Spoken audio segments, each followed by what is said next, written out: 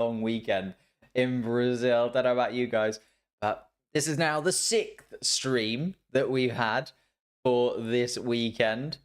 And a few bits and pieces to talk about post qualifying and a few changes that are going to be made to the starting grid after what was, I think, the craziest qualifying session we've had in a very long time. I was trying to think in the sort of break that we've had since qualifying in the Grand Prix of a qualifying session that had that many red flags, that much drama, and honestly was sort of failing to find one in my memory banks. I think it was absolutely mental. The amount of red flags, the amount of changes, the amount of twos and fros when it was like, this driver looks the quickest, this driver looks like they could be out, this driver looks like they could be out. It honestly was so up and down for almost everybody involved. I don't think anyone had a perfect qualifying session. And yet, we got to the point where it seems we are ready to race once more. And it's the classic sort of Formula One thing.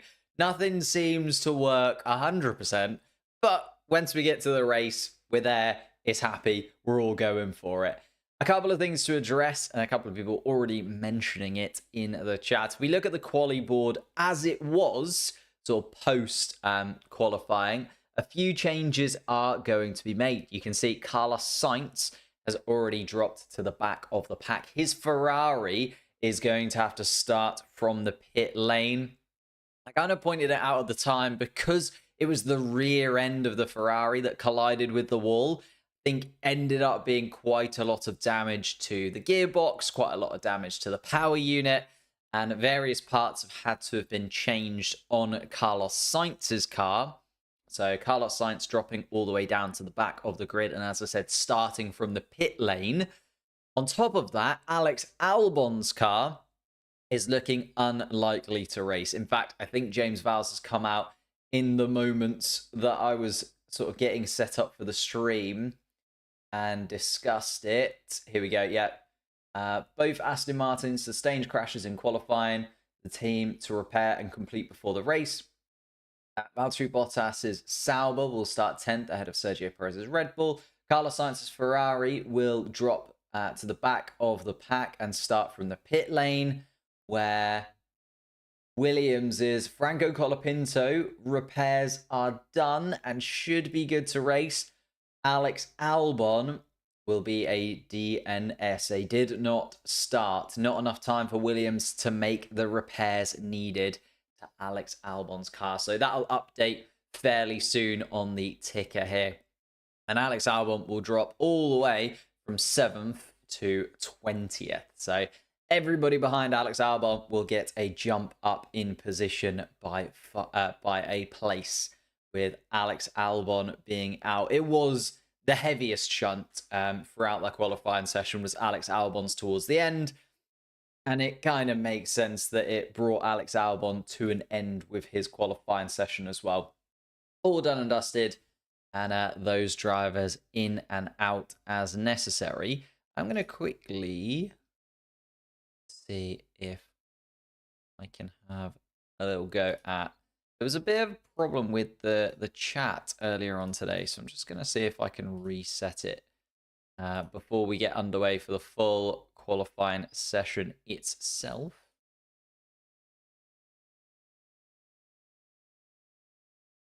Let's see. Can Max Verstappen finish above P10? Oh, most certainly. You know, we've seen Mercedes cars come from the back of the pack in recent races. Ferrari cars the same. Max Verstappen will give it absolutely everything to be up towards the top end of the pack. Don't you worry about that. And I feel like this could be quite a close contest between Lando Norris and George Russell at the front. Oscar Piastri was really frustrated as well. So Piastri looking to make moves forwards, looking like he could kind of come into the fray a little bit when it comes to battling for the championship positions. In terms of the championship, actually, should we have a little look at the... Where have I put it? This one? Nope. this one.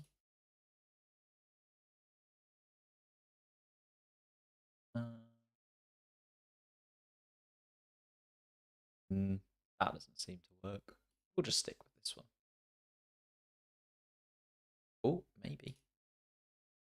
Wow, that looks awful. I don't know what I've done there.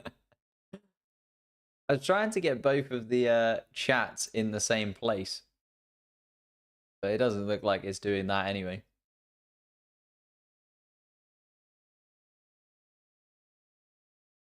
So we'll give up on that one for the moment. We'll stick with the regular chat that we had from before. I just wanted to try and have a go because we did have some problems with the chat earlier on today, but hopefully, like it's worked itself out, should be set up to go. Awesome. Yeah, so Alex Albon falling to the back of the pack, and also Carlos Sainz starting from the pit lane. Alex Albon will not take part. When it comes to the championship standings, we then have to start looking at, well, first and foremost, Lando Norris being 44 points adrift from Max Verstappen. Now, beforehand, before this Grand Prix, I did say it's going to be close. If Lando Norris is going to get properly in the fight, he's going to need to close that gap to within, I would say, around 30 points going into the final 3 races. Like I thought this weekend needed to be quite the big swing weekend because Red Bull have got another couple of weekends to prepare their car. And obviously going into the next couple of races could get quite a weird between the two of them. So I was thinking this has got to be the weekend that Lando Norris closes the gap a little bit. And now it's looking like that is going to be the case. It's looking like Lando Norris is going to be able to close that gap to Max Verstappen a little bit more. At the moment, if it were to finish as it stands right now, it would be by 25 points, maybe even 26 points if he can get the fastest lap of the race as well. And I mean, it's a big, big ask for Lando Norris and the McLaren team, but if he can close it by 25, 26 points, it would be very, very interesting and could lead to one of the most interesting battles for the championship that we have had in a very, very long time. Will it happen? Like, I think Max Verstappen does still have the ability to move up the order. I think even starting from where he is today, that Red Bull surely has pace. Like we saw it in the sprint race that the Red Bull car is pretty quick. It's just going to be so tight between the two. Oh no, my chat has done that again. Why is that happening? If I can swap that about. Maybe I should just... See, this was the problem that we had with the stream chat earlier, and it's now come back to bite me. Taking the chat from the wrong place for the wrong stream. It's like the wrong way around. Well, that's really annoying. Okay, let me reset. This is why we go live a little bit early. We can fix these little things. Any news on Williams? Yeah, unfortunately, Alex Albon is going to be out of the Grand Prix after his crash in qualifying. So all done and dusted for Alex Albon's weekend, unfortunately. He's going to be out of it. Let me try this one.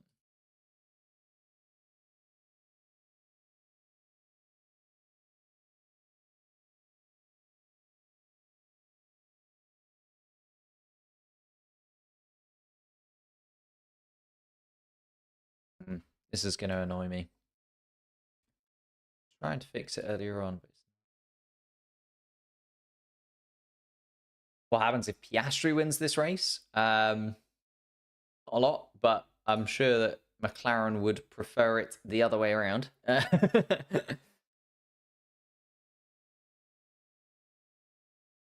Albon really unlucky. Yeah, it felt like, well, he said afterwards it was a failure of some kind.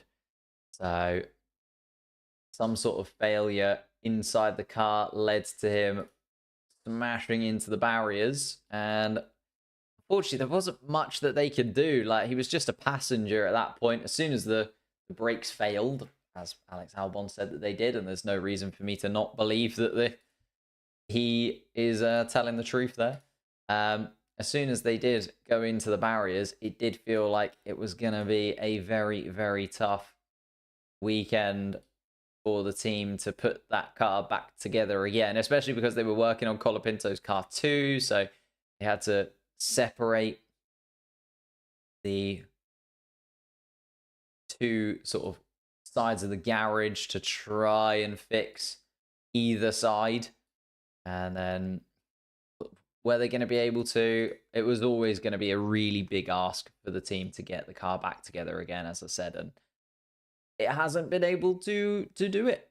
So they have dropped down, and unfortunately for them, will be starting, well, not starting in Alex Albon's case, and for Colapinto, starting in, what will it be, 18th place now, jump up to 17th, and could have been a front row for Alex Albon. He was on the front row at the time. So, fortunately, done and dusted for Alex Albon this weekend. Apologies to the chat. I don't think I'm going to be able to fix. It's just going to be the wrong chat, the wrong way around. Is annoying. Let me set up the stream just there, though. Aston Martin should be there. So the Aston Martin should be okay and should be there to go at it. Starting from 9th and 10th, obviously. Will they be able to do much from there? The race pace in the Aston Martin car during the during the sprint qualifying and the sprint race was pretty dismal. So not sure that the Aston Martins are going to be able to do too much from there, honestly. But we'll see. You never know. Maybe, just maybe, they'll be able to do something a little bit special. We can get our predictions in if you want. Can see what they can do from there. See if I can fix this chat box.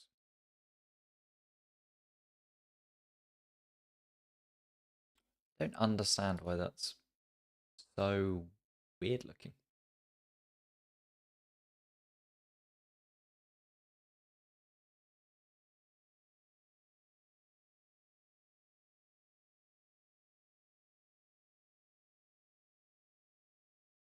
Hang on. Let me see if I can fix this.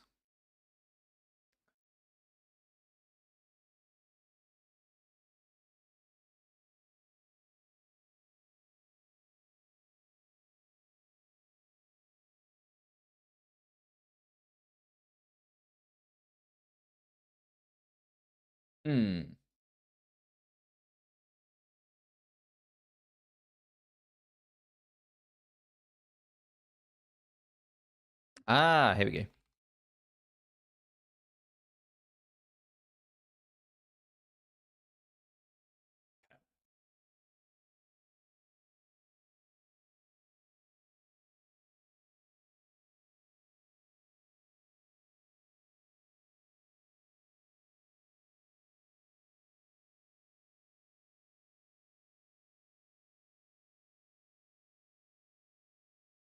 There we go. I fixed it? Maybe. We'll see. Oh, wait. I fixed it on one. I haven't fixed it on the other. Oh. Apologies. Just give me 1 sec. I will be there. Otherwise, it would just annoy me for the whole race. And then you'll be even more frustrated because I won't be paying attention. I'll just be like staring at the chat, being like, why is this not working?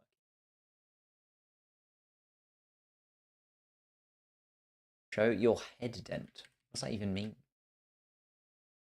Apologies. I don't know what my head dent is. I don't have a dent in my head. At least not to what I know. Is it like that thing? I don't think I have one. I've only been wearing the headphones for like 5 minutes. There you go. I think I did it. Are we happy with that? Okay. I think I've sorted the chat out. Let me just double check. It's gonna need resetting on the race board as well, though. Give me a moment. Give me a moment.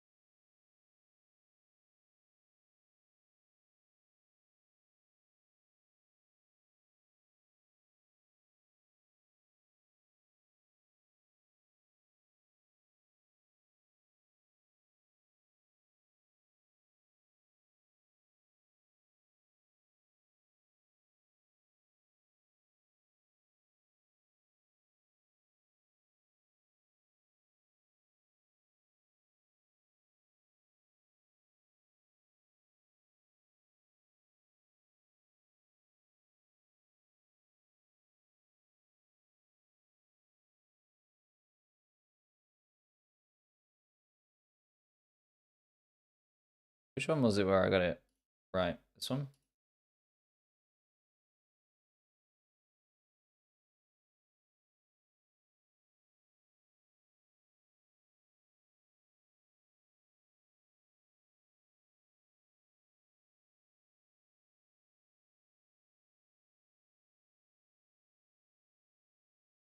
Ah, I'm focusing, I'm focusing. Don't you worry.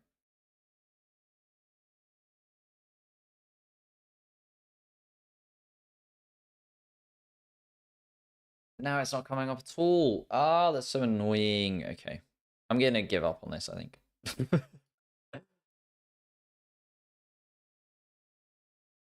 What time does the race start? About 13 minutes time. I think I'm just gonna give up on this. And try and fix it at another time.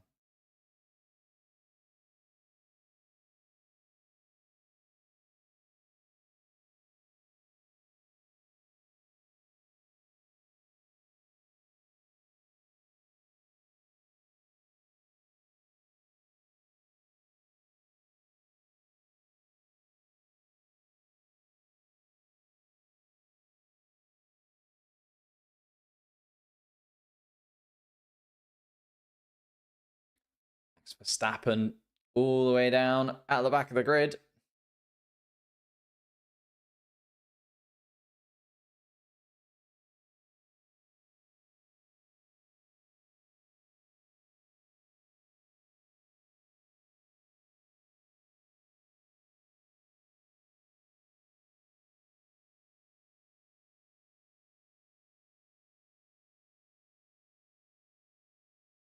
There we go.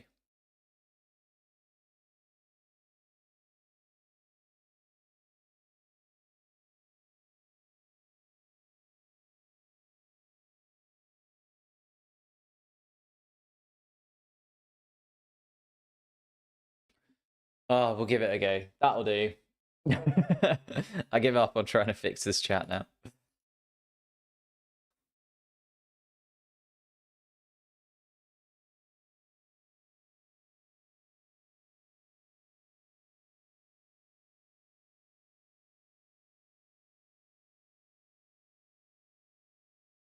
From España. Thank you very much. Appreciate it. Oh, that's the wrong one.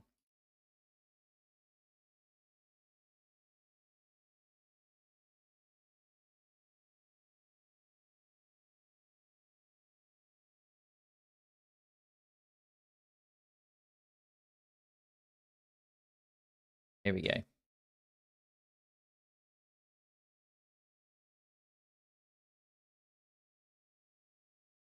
Max Verstappen looks absolutely livid still at this point in the weekend. I know that like things have gone against him, but he looks incredibly frustrated. And he knows that he is under pressure. He knows he needs to get some more points on the board. I mean, I think we've seen that in the last few races, just the closeness of Max Verstappen and Lando Norris throughout the Grand Prix and the battles that they have had. See that already, the Aston Martin team on the radio trying to get themselves prepared. Right, we are a couple of boards away. That one. Apologies, I tried to fix this off stream, but otherwise it's just going to annoy me on stream.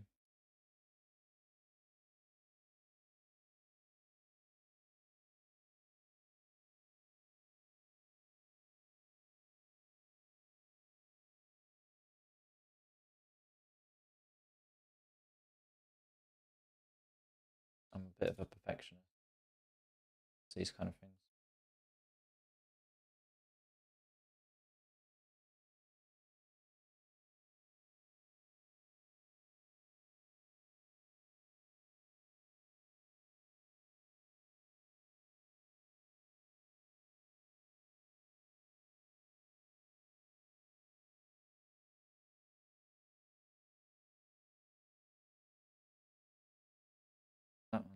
That one's okay. This one then, final one, race board. Da, da, da, da.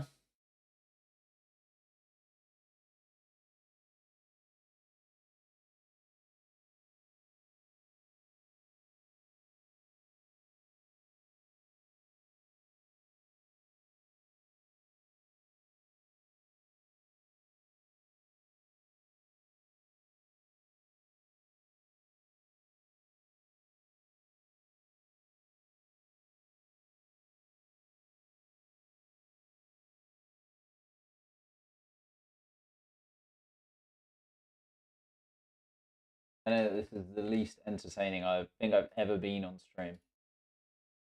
But I am nearly there. Trying to like speed run stream elements.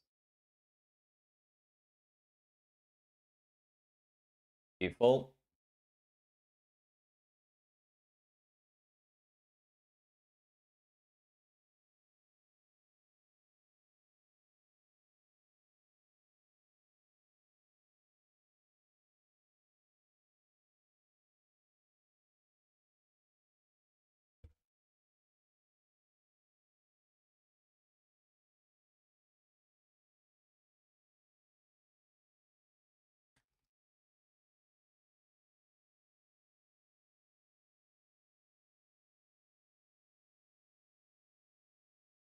Here we go.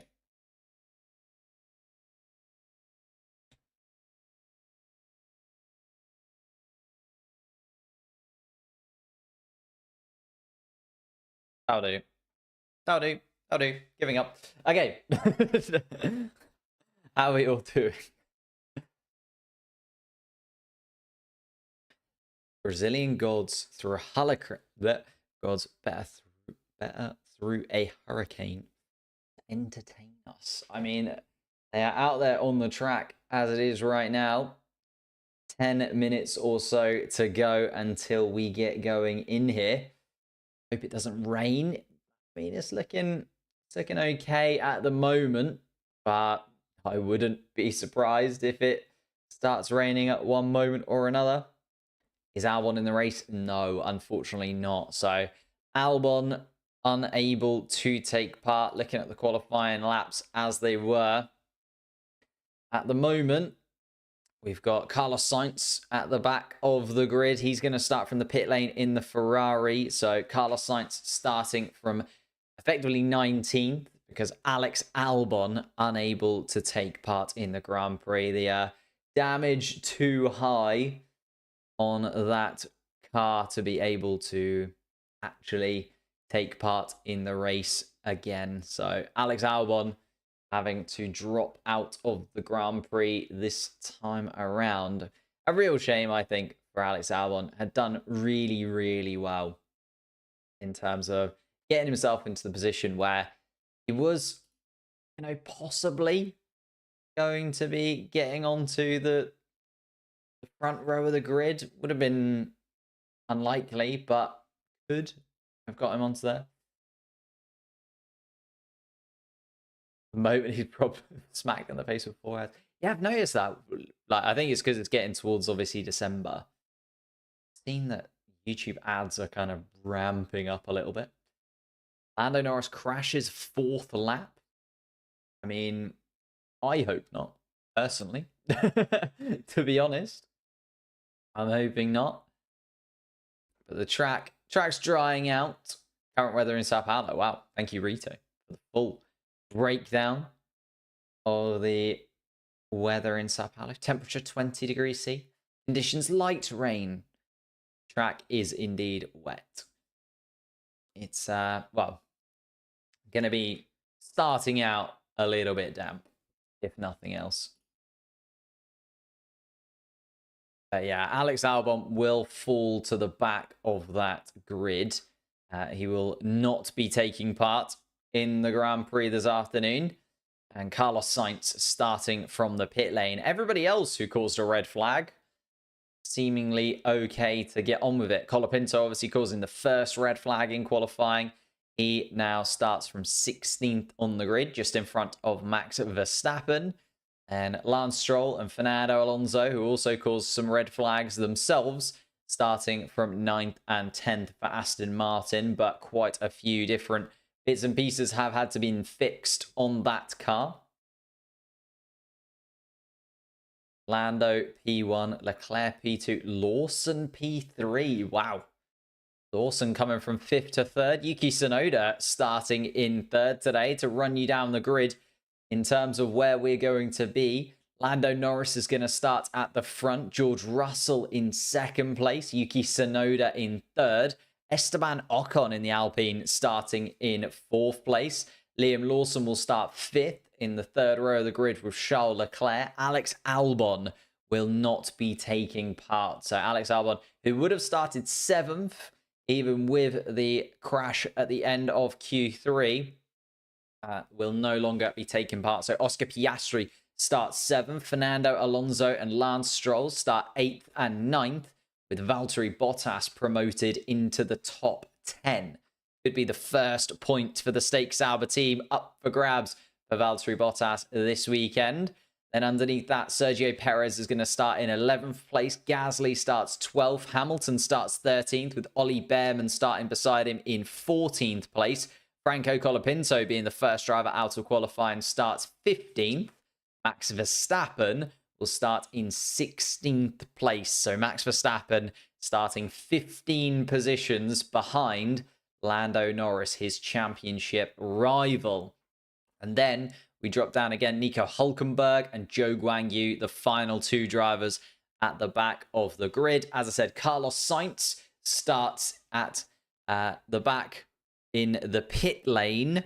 Alex Albon will not be taking part. Imagine Logan Sargent replaces Alex Albon last second. It's not so much that Alex Albon is injured. It's more that Alex Albon's car is in no working condition. That is a car that needs to be sent back to the garages, sent back to the factories, and put back together again over the next couple of weeks. All done and dusted for those guys. Okay. Radio messages are starting to come through for a few of the drivers, though. You can see everyone out on track already. The formation lap almost underway. I'll keep you updated with that. Should come through in the next few minutes or so.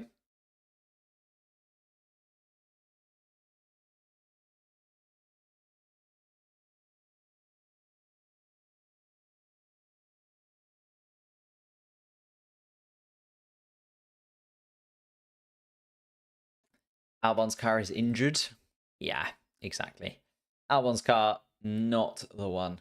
Not applicable. My top 3. Lando Norris.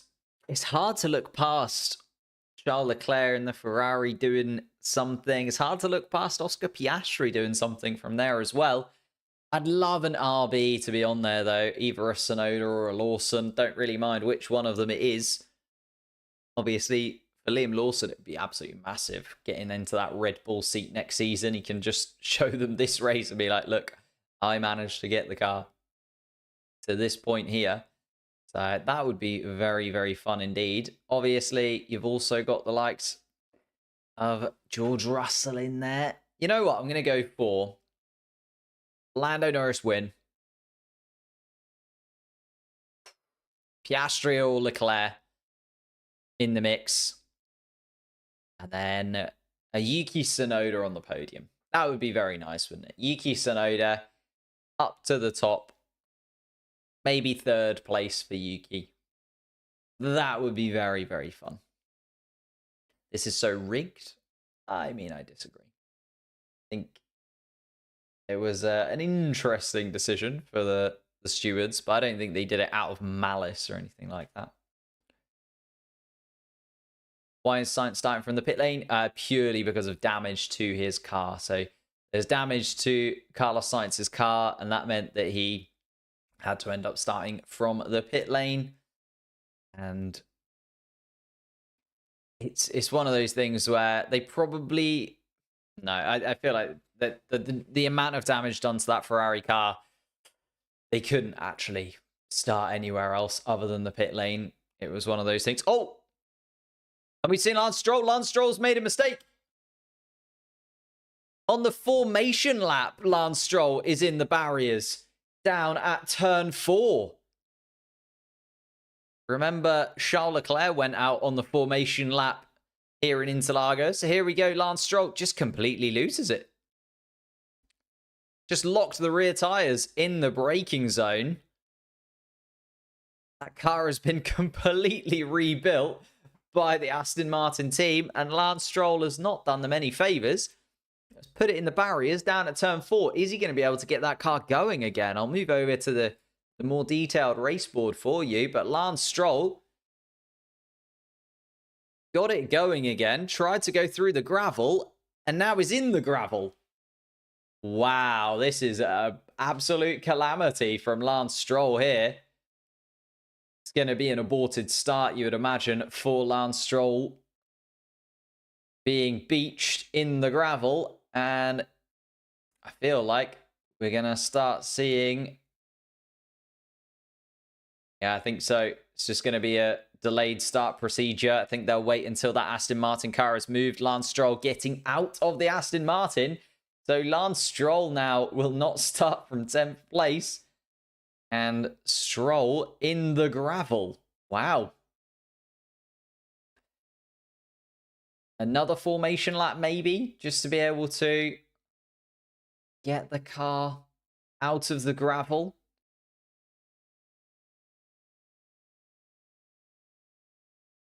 Absolutely mental.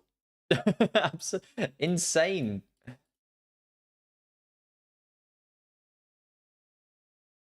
But yeah, there it is. Lance Stroll is out of the car. And they need to make a decision. I think the cars are going to have to go around again for another formation lap, surely. Abort the start. Yeah, it is another formation lap. So race control aborted the start. We're going to have one more formation lap, hopefully. By the time they get around, Lance Stroll's car will have moved and been taken out of the gravel. They couldn't obviously stay stationary for too long. So slippery down towards turn 4.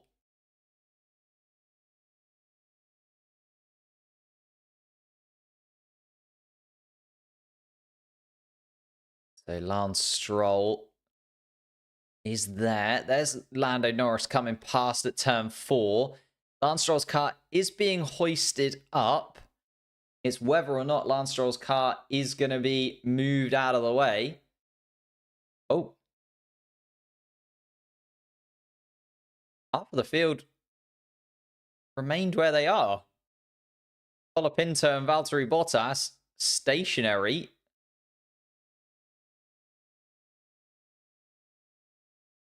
A lot of cars in neutral. Max Verstappen still on the grid. What is happening here? Bottas getting going. Hulkenberg as well. Verstappen. Oh, this is very, very complicated.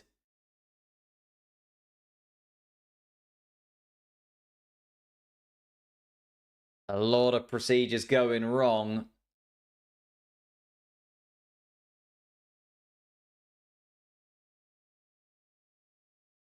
There's a lot. Oh, so did Lando Norris go when he shouldn't have?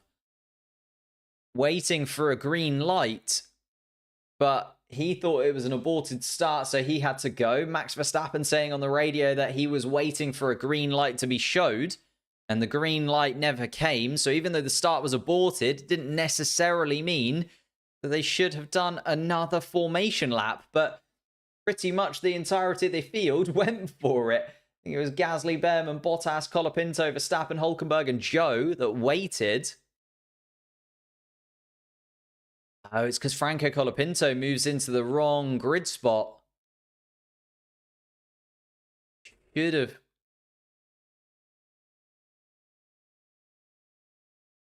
Yeah, he goes a bit further forward. Does Franco Colapinto? I think he moves into the wrong grid spot and then shuffles forward. Oh, it's all gotten a little bit complicated here in Sao Paulo. If it wasn't complicated enough, I think they are waiting now. I mean, Lando Norris and the front end of the field have gone all the way around. Colapinto, Verstappen, Hulkenberg, and Joe just making their way around the final corner. So I think they might abort the start here just because there's so much chaos going on.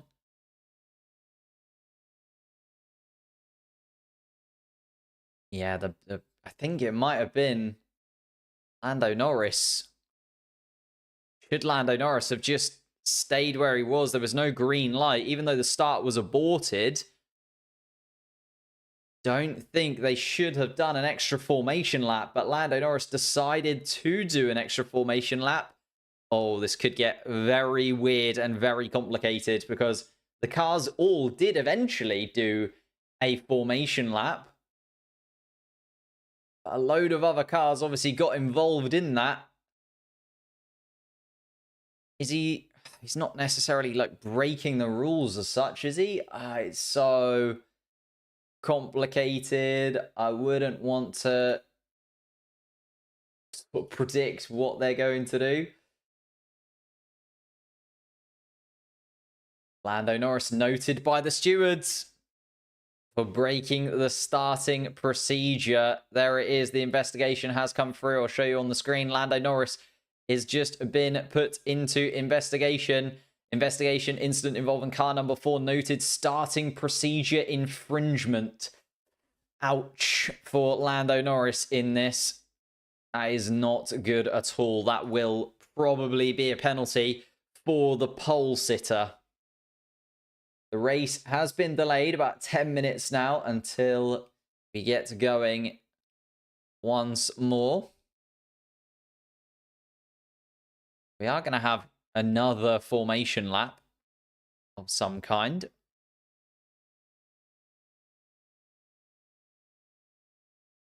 The thing is, like, who made that call for Lando Norris? Did Lando Norris go of his own volition? Did Lando Norris get told by one person or another that he was supposed to go? There's no green light. There's no green light. It's an aborted start. There was no green light. And I think, you know, we saw Russell, Lando Norris, Lawson disappeared into the distance as well. It was actually Esteban Ocon in the Alpine who stayed where he was for a moment. Ooh. The rest of the grid, obviously the teams coming back onto the Formula 1 grid, tyre blankets back on the cars. But this could be a penalty for Lando Norris, sort of a hard and fast penalty for him in all of this. It doesn't look good at the moment. If you're a Lando Norris fan, he is under investigation, and I think it's going to end up being a penalty for Lando Norris in this. Dear.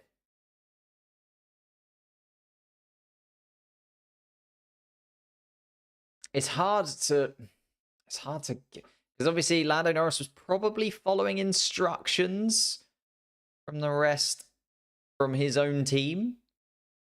You'd like to think, but maybe it's an odd one. It's an odd one.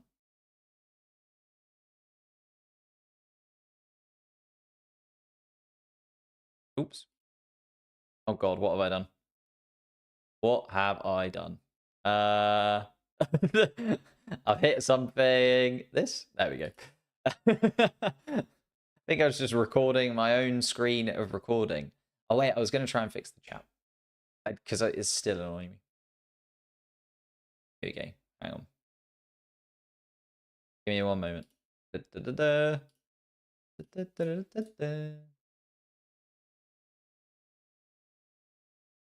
The problem is that Lando's, because he's the first car out on track, he will be the driver that is kind of dictating to everybody else what's happening. And I think the grid and the Formula One officials will see it as a Lando Norris problem. And that's where things get a little bit awkward if you are Lando Norris in all of this.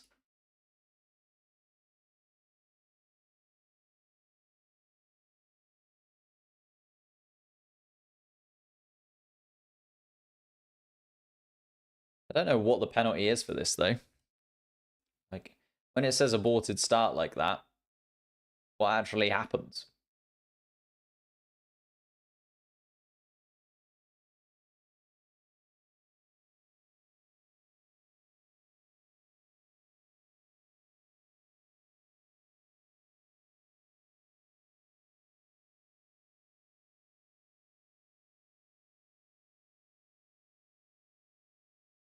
Oh, is it a jump start? That's a good point. They could treat it as a jumped start because they are technically, jumping past the procedure. But I mean, it's an infringement. So we just don't know what penalty they are going to give, really.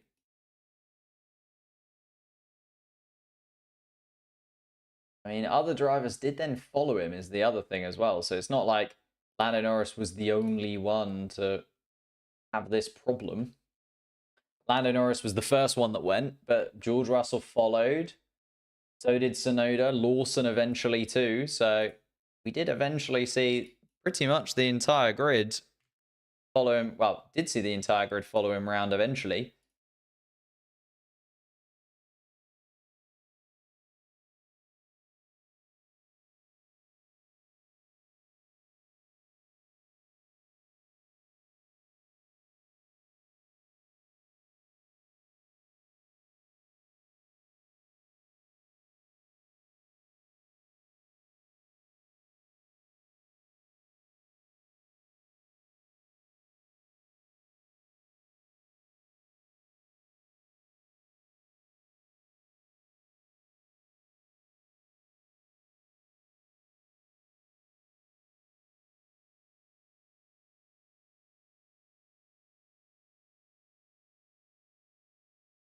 Oh, yeah, Carlos Sainz still at the end of the pit lane, by the way.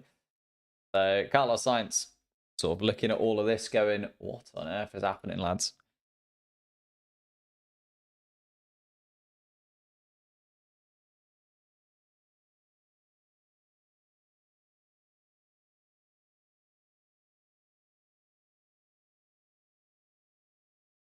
We don't know as of yet is the thing. We're going to just have to watch and wait and wonder, unfortunately, for this one.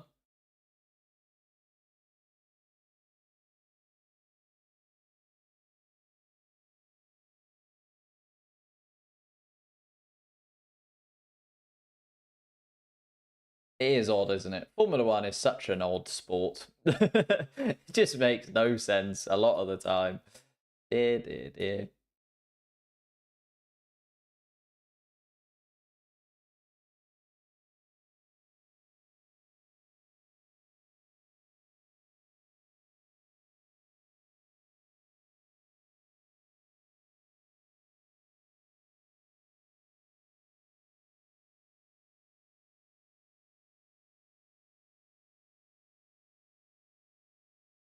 Ooh, wow. That is a good stat. Max Verstappen will lead the championship and break Michael Schumacher's record for being the lead driver of the championship for the longest period of time.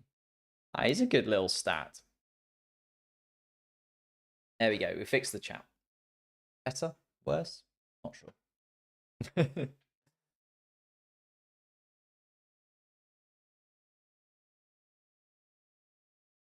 Yuki Tsunoda starting from third. Still starting from third at this. What are we waiting for? It's an aborted start. So they had to move Lance Stroll's car, but then they also decided to abort the start for sure. Bottas on for points, most certainly. Another car in front of him disappears. Bottas now effectively running in ninth. In ninth place because Albon and Stroll in front of him drop out. That does mean Max Verstappen moves a position closer to Lando Norris in all of this, a position closer to the points.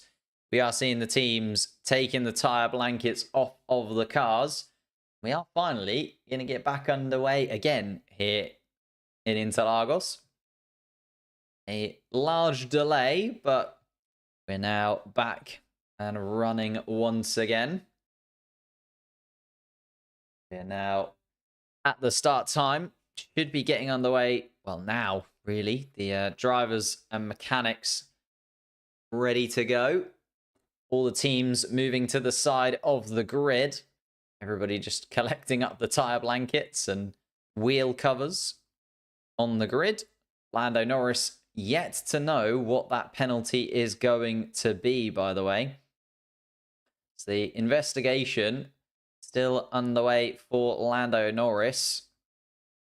See if there's any incident involving car number 4 under investigation, starting procedure infringement. Unfortunately, Lando Norris just still under investigation at this time. So no movement from that in terms of the stewards. So we don't know if Lando Norris is going to pick up a penalty here. But we do have another formation lap. Had a few now. Another formation lap incoming. And here we are then, getting underway once again. Max Verstappen crawling along, to be said.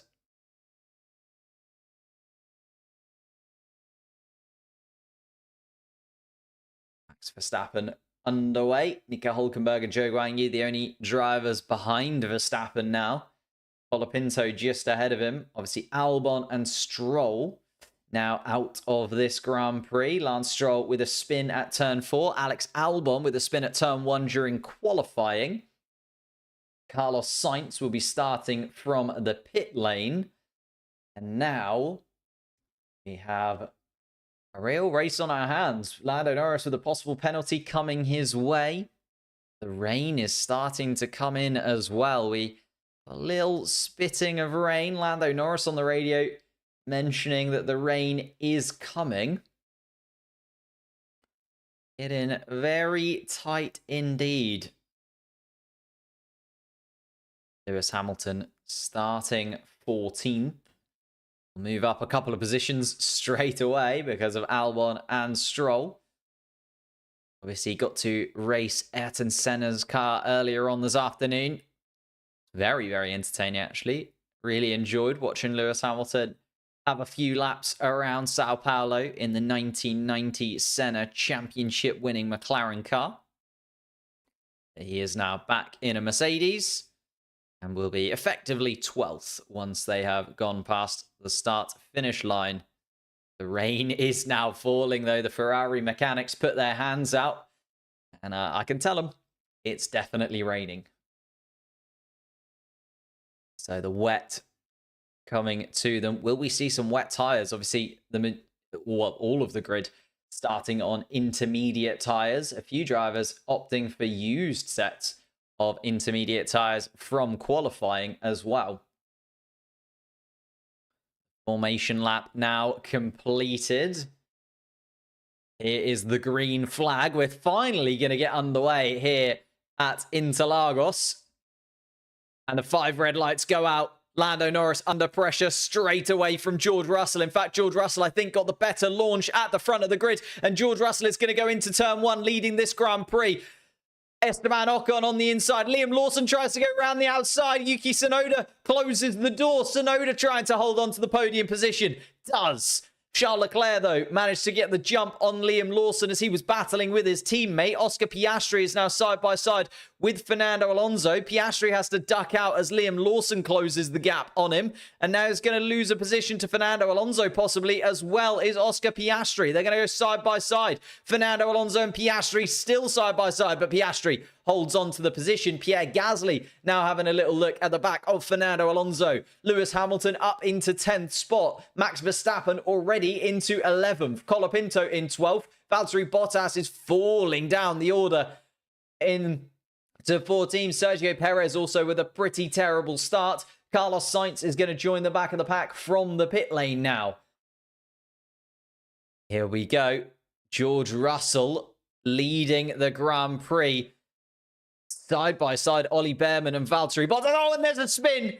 There's a spin, and it's Sergio Perez in the Red Bull in the middle sector. A big spin from the Mexican between turn 10 and turn 11. That puts him all the way at the back of the runners. Sergio Perez now falls to 18th place. George Russell leading this Grand Prix still. George Russell then. And Max Verstappen making a move on Lewis Hamilton, and Max Verstappen already up into the point scoring places. The Dutchman will not be tamed. He is already up to 10th place after the disappointment of qualifying earlier on today. Pierre Gasly, the next car in front of him in an Alpine. Oscar Piastri has been able to move up into 7th place. Charles Leclerc is up into 5th. Tsunoda and Ocon have held on to 3rd and 4th place as it stands here in Interlagos, and it is starting to rain just a little bit more. A lot of pressure now for the drivers out on track. Lewis Hamilton holding on to the back of Max Verstappen's car, but Verstappen was quick to make that move into turn 1, and Verstappen all the way up to 10th place already after just a lap and a half here in Brazil. Lando Norris 7.8 seconds ahead of Max Verstappen, already 2 seconds behind George Russell for the lead of the race. George Russell, a much better start than Lando Norris off the line and just got down towards turn 1 so much better than Lando Norris did. Coming across the line, we're going to start to see the first lap times coming through. It's a 125.8 for George Russell, fastest lap of the race so far from the race leader. Ollie Behrman is under pressure from Nico Hülkenberg as well. Behrman has dropped down to 13th place. Hülkenberg 14th. Colapinto ahead of them in the Williams, but Hülkenberg wanting to get past the Haas driver in front of him. Obviously, Kevin Magnussen missing out due to illness. Carlos Sainz, heavy rain in Sector 3. Heavy rain in Sector 3. The call from the Spaniard. Lando Norris then 1.5 seconds adrift of Russell. Tsunoda in 3rd place, 4 seconds behind the leader and falling away from them. Tsunoda, though, still holding on to a podium place. Still a long way to go in this Grand Prix. We have 68 laps left to run. And Tsunoda holding on to a podium place as it stands. Esteban Ocon would also get Alpine's best finish of the season in 4th.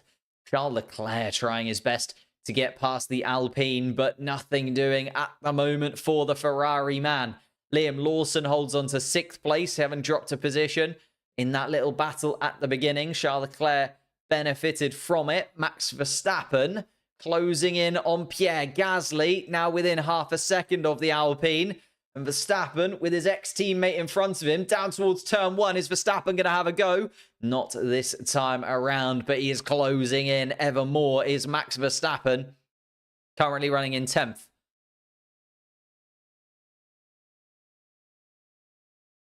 Max Verstappen being told on the radio that the increased rain intensity should only last around 2 to 3 minutes. Only around 2 to 3 minutes. Verstappen still trapped behind the Alpine of Gasly. Thought he was going to try and make a move down towards turn 1. Opted against it. But Verstappen now even closer to the rear wing of the Frenchman. And then in front, you can see Fernando Alonso also within touching distance of the Dutchman. Oscar Piastri fighting with Liam Lawson. Yellow flag in sector 2. Not sure what that was for. Couldn't quite see, but green flags waved once again.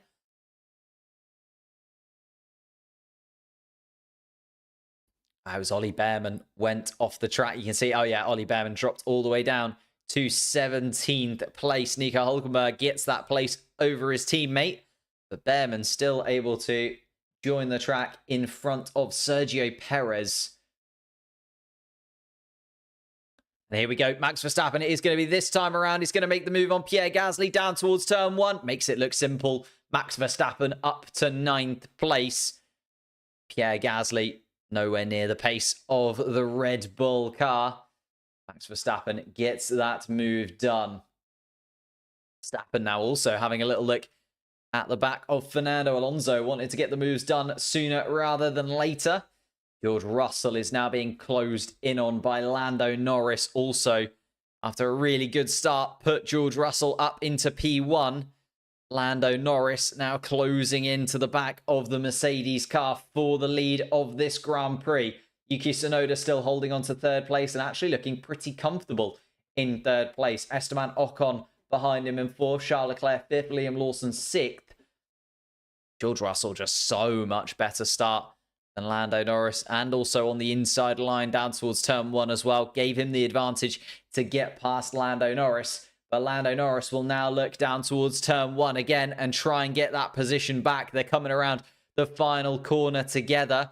Lando Norris closing in on George Russell within a second of him, but not doing this time around.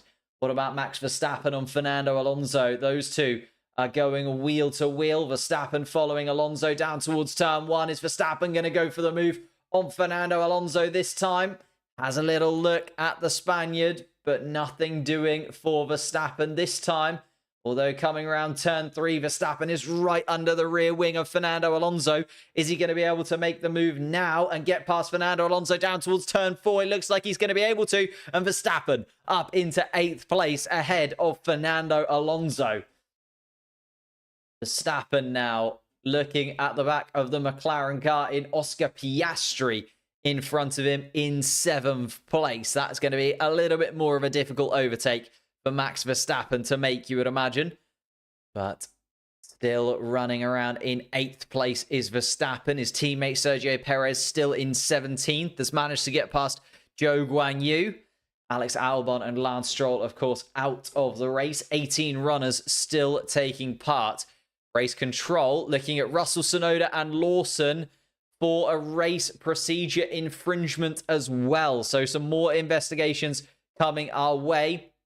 We now have Colapinto, Behrman, Tsunoda, Lawson and Russell all under investigation, as well as Lando Norris for that starting procedure. Oh dear me, it's getting a little bit complicated in the steward's office, and a lot still to play out on track. Lando Norris is still within a second of George Russell, closing the gap ever more. Max Verstappen, though, showing the pace of that Red Bull car when it is in clean air behind Oscar Piastri. He is flying. Now sets the fastest lap of the Grand Prix so far. Max Verstappen, 1.6 seconds adrift of the second McLaren. We've still got an RB and Alpine up in the top 4. Would be absolutely insane to see their championship positions. As it stands, Verstappen would gain 5 points, Lando Norris 18, so a 15-point swing in Lando Norris's favour. I think the more interesting thing is the Alpine team gaining 13 points, jumping up to 29. We'd have RB gaining 23 points. You think Haas have had a good couple of races. That's a hell of a swing for the RB team. But we are still waiting and watching as Lando Norris closes in once more to the back of George Russell. I think these two are going to run away in first and second place here at Interlagos. George Russell was just quicker, actually, than Lando Norris last time around. Lando Norris probably getting into the spray, getting into the dirty air. You can see, actually, the drivers peeling off and trying to find a little bit of standing water to maybe just keep these tyres a little bit cooler. Max Verstappen, though, going very quickly indeed, and now getting to the point where the track is starting to dry up considerably. So we are going to start to see these tyres struggling. You know that the intermediate tyres, when the track isn't damp and cool, they do get very hot very quickly, and they almost start to become slick tyres. The grooves start to disappear from them very, very quickly. When will these drivers make a decision on a tyre change? Will it be another set of intermediates, or who will make the gamble onto the soft compound tyres or the slick tyres, I should say, first of anybody out on track? George Russell still leading, starting lap 9 of the Grand Prix, just coming across the start-finish line with Lando Norris still behind. Yuki Tsunoda has fallen away from the top two by a considerable margin. It's a 4-second gap now between second and third. But the RB driver still holding on to third place is the key detail there. Esteban Ocon behind. Oliver Bearman with a penalty. So he will get a 10-second penalty, will Ollie Bearman, for causing a collision. I think that was the connection between Bearman and Perez a little bit earlier on in the Grand Prix. So it is a 10-second penalty for Ollie Bearman. Oscar Piastri is now under pressure from Max Verstappen. Verstappen within half a second of Piastri, and Piastri is not going to let the Dutchman go by very easily here. He's going to be doing everything he can to help his teammate in the championship standings. It was a frustrating qualifying session for Oscar Piastri earlier in the day, and now he's under pressure once again from Max Verstappen. Lewis Hamilton on the radio. Car is bouncing a lot. The ride in the car is really bad, says Lewis Hamilton, running down in 11th. Here we go then. Max Verstappen closing into the back of Oscar Piastri, just coming around turn 13 towards turn 14. George Russell has just set the fastest lap of the Grand Prix of anybody. Max Verstappen looking at the rear wing of the McLaren car. Both cars into the spray, though, of Liam Lawson ahead. And Max Verstappen is going to go for a move on Oscar Piastri, and Max Verstappen's going to make it look simple. Verstappen up into 7th place from so far back. I don't think Oscar Piastri expected the move to come. He was just out of nowhere. Verstappen dove into the inside of Oscar Piastri, and Piastri caught sleeping. Verstappen up into 7th place and made it look very simple indeed.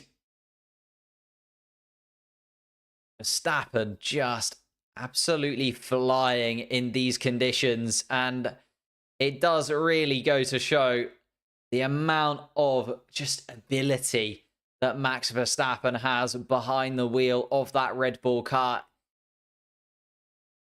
Here's the Ollie Bearman incident. Oh, he hit into the back of the Williams. It was the Colapinto collision. And Ollie Bearman ran into the back of Colapinto, took a 10-second penalty, and he's saying, well, Colapinto didn't actually lose out, I did. So trying to get to the bottom of why that was the case. Lawson will be sure to defend from Max, or else Yuki ain't getting his first F1 podium. I doubt that, to be honest. I think Liam Lawson will understand the assignment and understand that actually doing a favour to Red Bull benefits his career massively for the future. Max Verstappen weaving around behind Liam Lawson, trying to get some temperature into those tyres maybe, or just find a wet patch. Liam Lawson, of course, can defend from Max Verstappen. Technically two separate teams here, but two Red Bull drivers. And Max Verstappen goes up the inside, and there's your confirmation. Liam Lawson does not make it very hard at all. Liam Lawson moves back into 7th place, and Max Verstappen now up into 6th. So Verstappen closing the gap to Lando Norris even more so. And we were talking about what happens here if Verstappen finishes outside of the points. Well, that is not going to be the case anymore. Verstappen scything through the field in the Red Bull. In fact, I think probably the best we've seen from the Red Bull car in a good few weekends. He looks super quick. And a yellow flag in Sector 3. Lewis Hamilton. Lewis Hamilton into the grass for the Mercedes team. Hamilton down into 12th place now. Green flags waved as he rejoins the track with Colapinto right behind the Mercedes. Is Colapinto going to go for a move on Lewis Hamilton down towards turn 1 as Hamilton tries to get the Mercedes car back up to speed? Colapinto is going to go up the inside of Lewis Hamilton. Wheel-to-wheel action between Colapinto and Hamilton. Hamilton tries to hold the inside line down turn 2. Turn 3, though, Colapinto's going to have it, and Colapinto moves ahead of Lewis Hamilton. Is the fight going to continue down towards turn 4? Hamilton following the Williams car right behind him and isn't able to make a move. Colapinto gets the better of Lewis Hamilton as well after Hamilton went on the grass down at turn 12. Lewis Hamilton then down into 13th place. Valtteri Bottas is just dispatched by Sergio Perez, and talk of Stake Sauber points is all done and dusted as both of them rejoin where they usually run around at the back of the pack in 17th and 18th place. Zhou Guanyu 4-5 seconds behind Valtteri Bottas right now. Absolutely torrid time for the Chinese driver at the back of the pack. Lando Norris and George Russell running away with it at the front, though. Russell and Norris now 6 seconds ahead, nearly 7 seconds ahead. Yuki Tsunoda. George Russell, though, holding on to the lead. Norris, I think, at this point in the Grand Prix, happy to just sit in second. Know that his time will come. Lando Norris, though, trying his best to get in front of George Russell. Going at him again down towards on a couple of corners.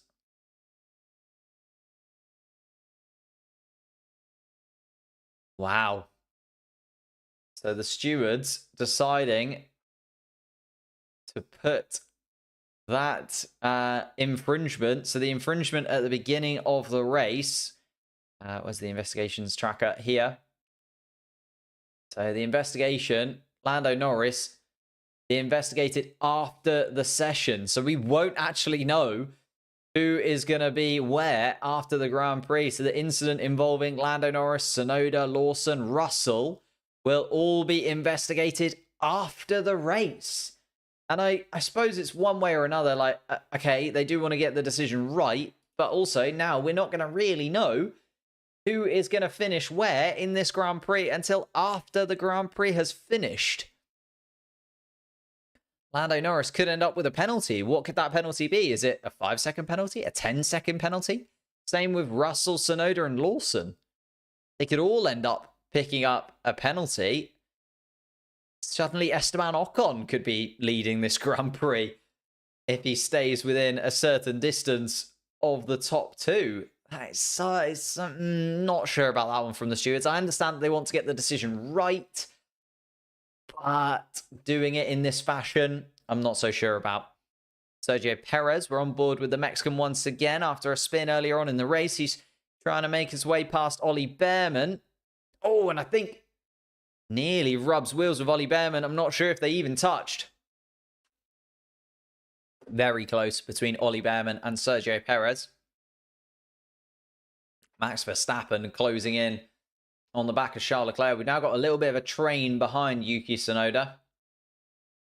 Tsunoda, Ocon, Leclerc, and Verstappen. Those four grouped together quite comfortably. Lawson and Piastri behind. Piastri still hasn't been able to get past Liam Lawson in this battle. Piastri really seeming to struggle when it comes to race pace in that McLaren car in these conditions. Was so quick during the sprint. Not able to do it this time around, though. Oscar Piastri now running around in 8th place. Lando Norris was 3.5 tenths per second quicker than Verstappen last time around. Those two are running away. Russell and Norris now eking out a considerable lead over the rest of the pack. 7.5 seconds, the gap between Norris and Tsunoda. Still Esteban Ocon in 4th place. Charles Leclerc 5th. Max Verstappen 6th. Liam Lawson in 7th place. Oscar Piastri in 8th place. Fernando Alonso 9th. Pierre Gasly running in 10th.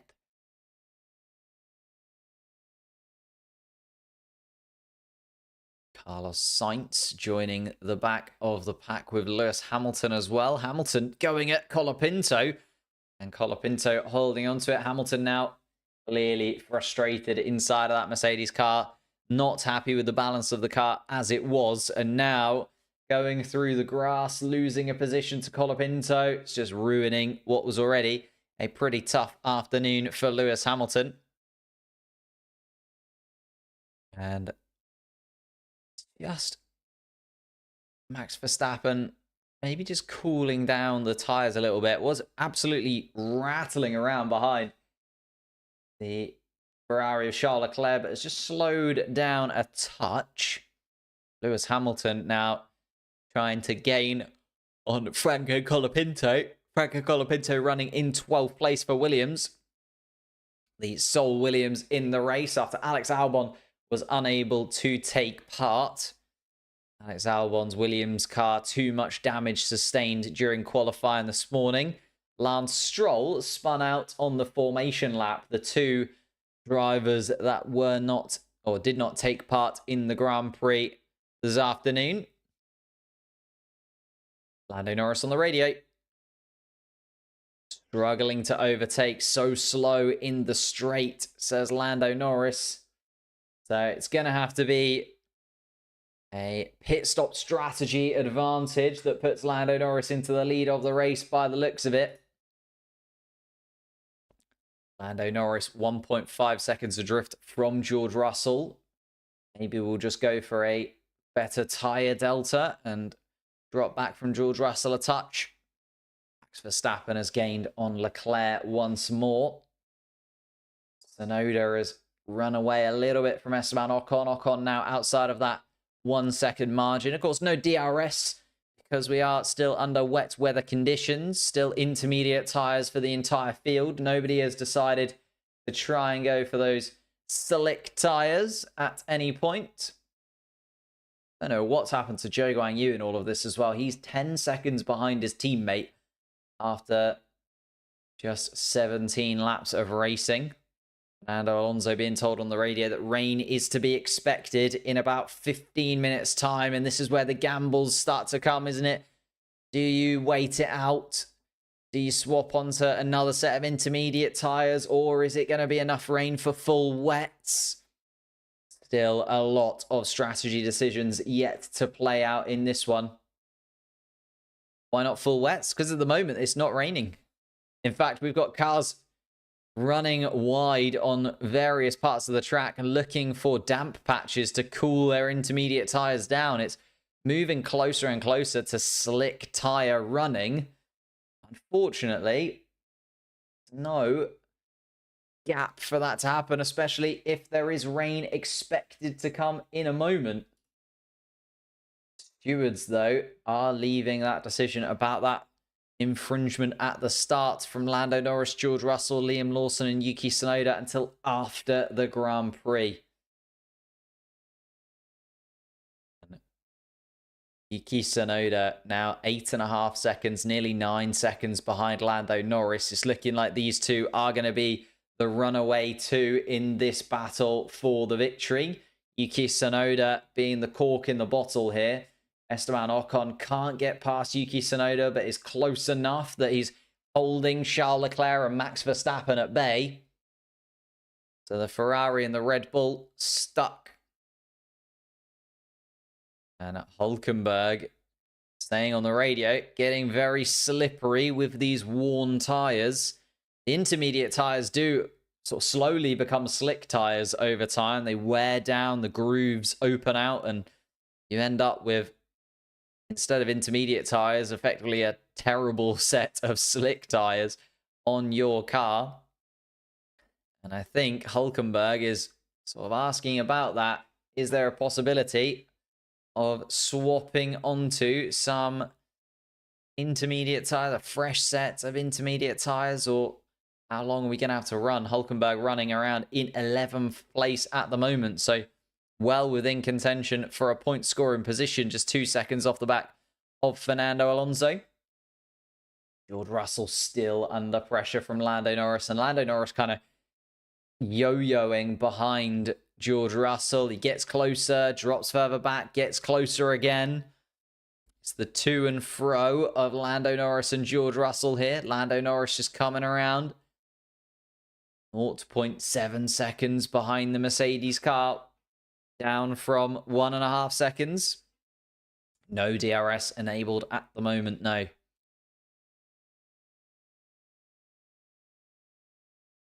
And then Lando Norris being told, oh, here comes Ollie Behrman. Ollie Behrman making a move on Lewis Hamilton. Hamilton is having an absolutely torrid time. He was battling with Colapinto. Carlos Sainz has made his way past, and now Ollie Behrman as well. Hamilton down to 15th place in his Mercedes car. Is there some damage to that Mercedes car maybe from when he went off? But honestly, it's been caught out. Oh, he locked up. He locked up down towards... Oh, it's a big lock up as well. Down towards turn 12 again from Lewis Hamilton. And that's what let Carlos Sainz go past. And then couldn't carry the pace around turn 13, 14. So Ollie Behrman was also able to make the jump and get past Lewis Hamilton. Absolutely horrid time for Lewis Hamilton right now. He's locking up all over the place. He's disappearing off to the grass. And he's now lost another couple of positions. Hamilton done in 15th. Carlos Sainz up to 13th place, now on the back of Colapinto. Started from the pit lane, of course, Carlos Sainz in that Ferrari car after his shunt with the barriers in qualifying. Trying his best to make his moves forwards, though, and so is Charles Leclerc right behind Esteban Ocon. Carlos Sainz closing into the back of Franco Colapinto. He's going to have a look down towards turn 4. No, not this time for the Ferrari man. Instead, slots in behind Franco Colapinto for the foreseeable.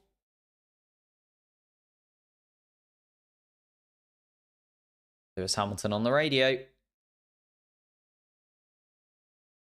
And complaining about the car. Not drivable, locking up, bouncing everywhere. It does feel like Lewis Hamilton is having one of the worst races that he's had in a very, very long time. Although we've been saying that quite a few times this season and last season as well at Mercedes. It really has been a tough few years. Lewis Hamilton looking at the Ferrari of Carlos Sainz disappearing off into the distance and maybe thinking, thank goodness I am in that red car next year. Carlos Sainz catching up to the back of Franco Colapinto. The problem is once Sainz does get past Colapinto, if Sainz gets past Colapinto, then an 8-second gap to Nico Hulkenberg in 12. So it's still a long way to go for the point scoring places for the Ferrari of Carlos Sainz. Has a little look down towards turn 1, but not able to get past this time around. This is the thing. Are people now going to gamble on the slick tyres? It's starting to look pretty dry down the racing line. A lot of cars dipping into the wet parts of the track to try and cool the intermediate tyres down at this point. Nico Hulkenberg was on the radio a couple of laps ago complaining that there's just no grip left on these intermediates. And Lando Norris is still running around in second place, still leading. And I think Lando Norris is just falling back again.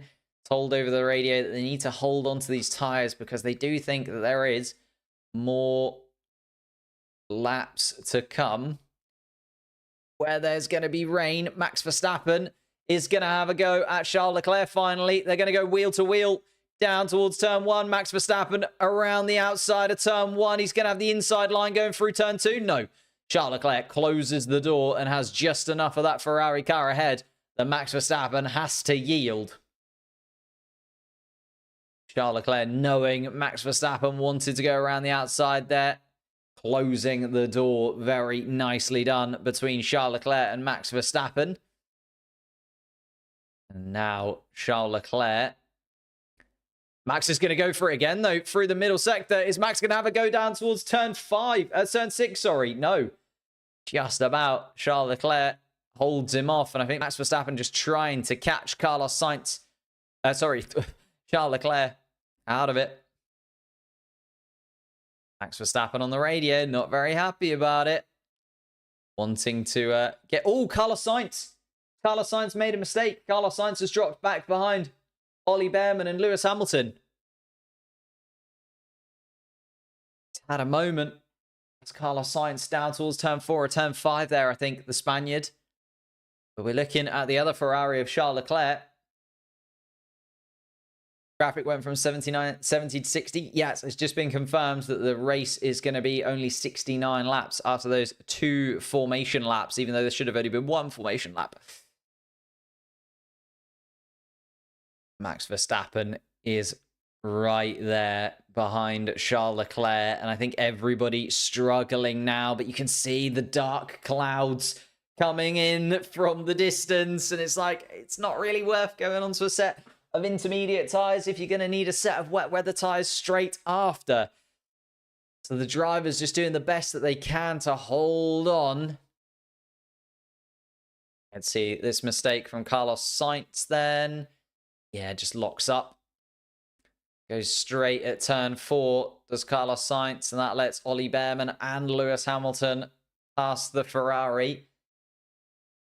And a mistake from Carlos Sainz puts him back a couple of positions that he had made up a little earlier on in the Grand Prix. Sliding around. Yuki Tsunoda now 10 seconds off the back of Lando Norris. We've got Esteban Ocon still running in 4th, Charles Leclerc 5th. Still a long way to go in this race, though. A very, very long way to go indeed.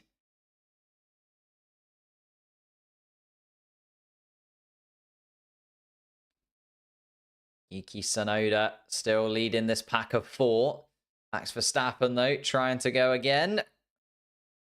Verstappen holds off on fighting with Charles Leclerc. Leclerc was having a little look at Esteban Ocon in that moment as well. But the pack of 4, Tsunoda, Ocon, Leclerc, Verstappen, still running around all together. Liam Lawson has actually dropped 4.5 seconds back from that pack of 4. Oscar Piastri still stuck behind Liam Lawson, and maybe also just having that issue that Lando Norris is having, where the McLaren car just doesn't seem to have enough in a straight line to make those overtakes happen.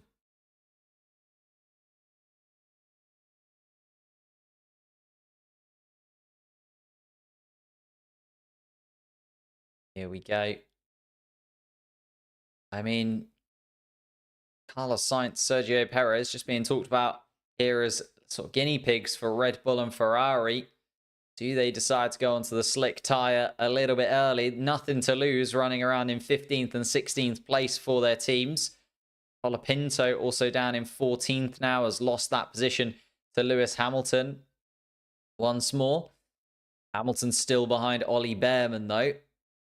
Nico Hülkenberg is clearly 11th place. Behrman 10, nearly 11 seconds behind his teammate. So Hülkenberg in a whole different stratosphere. Oh! And Charles Leclerc has come into the pits. Charles Leclerc has made the call, and Charles Leclerc has come in. What tyres are going on to Charles Leclerc's car? It's a fresh set of intermediate tyres on Charles Leclerc's car. The Ferrari team realising that they can get in and out. Actually, really nice call from Ferrari if it does play in their favour and the intermediate tyres come good, because Charles Leclerc is going to come out ahead of Ollie Behrman. As it stands, oh no, Ollie Behrman's coming around the final corner. If Leclerc gets stuck behind Hamilton, this could be disastrous. Oh no, I think Charles Leclerc's come out behind Lewis Hamilton. That's going to cost Charles Leclerc there. I think they were hoping that Leclerc would come out in front of Behrman and Hamilton, have that huge run to Nico Hülkenberg as free air and be able to put in some solid laps. But Charles Leclerc comes out behind Lewis Hamilton. Oh, no, no, no, no, no. Not what Ferrari wanted to see at all. And that's also now released Max Verstappen.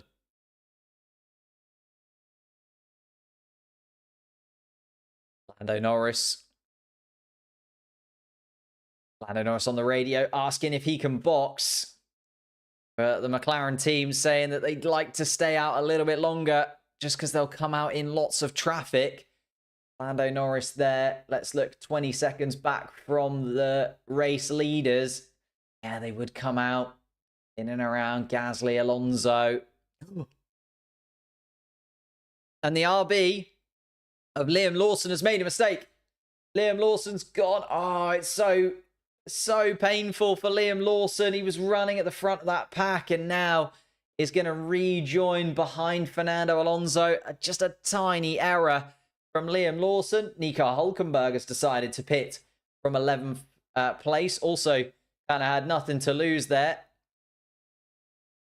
So Nico Hülkenberg pitting and coming back out again. At the back of the pack behind Valtteri Bottas, but with a huge amount of space once again for Nico Hülkenberg. So those cars that can pit and come out in free air are starting to try and make that gamble. Charles Leclerc, the wrong side of that gamble, unfortunately for him. Yuki Tsunoda now leads Ocon and Verstappen after Leclerc pitted. Lando Norris still keeping Russell within touching distance, but not able to go for it. Lando Norris wanting to pit, but that 20-second margin just isn't quite there. They need to get a little bit further along, and then they'll come out in front of Pierre Gasly. The rain is on its way as well, though. Oh, yeah, the rain is coming down. George Russell's in the trickiest position, though, because he knows that he knows that Lando Norris is there. Oh, it was a collision between Piastri and Lawson. So possibly Lawson caught out by Piastri.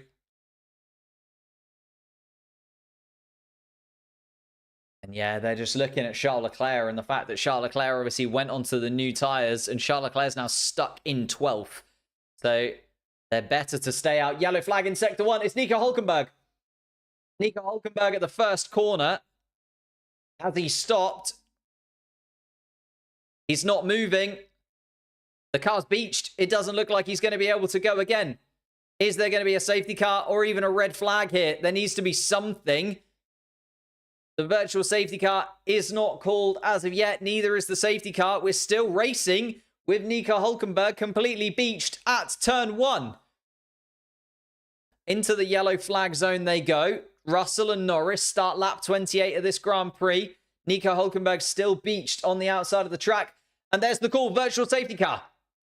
Virtual safety car. Who has gone past the entrance of the pit lane? It's Oscar Piastri, I think, is going to be the first driver that is able to pit. And Piastri's coming in. Piastri comes into the pits. Virtual safety car is on. And everybody now surely will stop. Piastri in. Alonso in. Lawson continues. Behrman also coming into the pits. Hamilton coming in. Charles Leclerc stays out on those fresh tyres. This is going to play into everybody who's able to pit's favour. Piastri is going to be the biggest winner from this. Piastri coming out of the pit exit. There's Charles Leclerc in front of him. Piastri has gained on Leclerc substantially through that virtual safety car pit stop. Sergio Perez also into the pits for Red Bull. Colapinto and Joe just coming around as well. Russell and Norris still running around turn 10 and turn 11. Will they be able to get into the pits whilst still under virtual safety car conditions? That is the question. Nico Hülkenberg's car is still there at turn 1. Oh! And Nico Hülkenberg's got back going again. Is the virtual safety car going to end? Virtual safety car's ending. And are they both coming in? I think Norris was already into the pit lane before. Oh, this is going to play against those two leading the race. Ocon, Tsunoda, and Verstappen then. Back to full racing speed. Are they going to pit? No. Ocon, Tsunoda.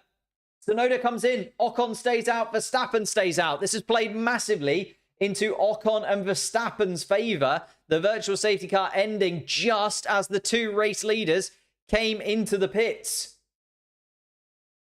In fact, they might come out behind Pierre Gasly in all of this. Pierre Gasly has continued on. Tsunoda has come in. Lawson, I think, is pitting again by the looks of things. They're going to come out in 4th and 5th. Pierre Gasly released then into 3rd place. And the conditions are changing heavily. Wow. Wow, wow, wow.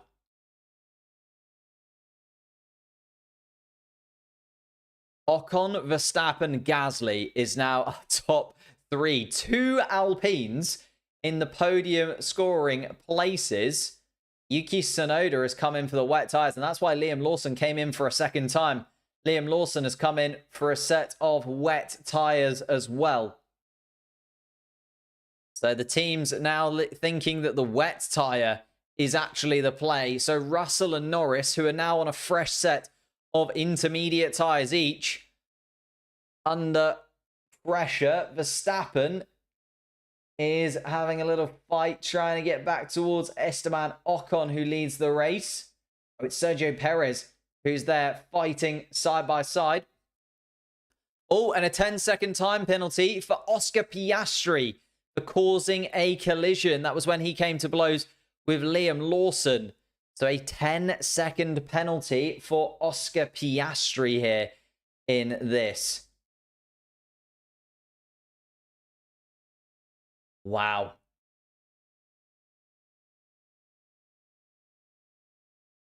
And it is getting harder and harder. The rain is continuing to fall.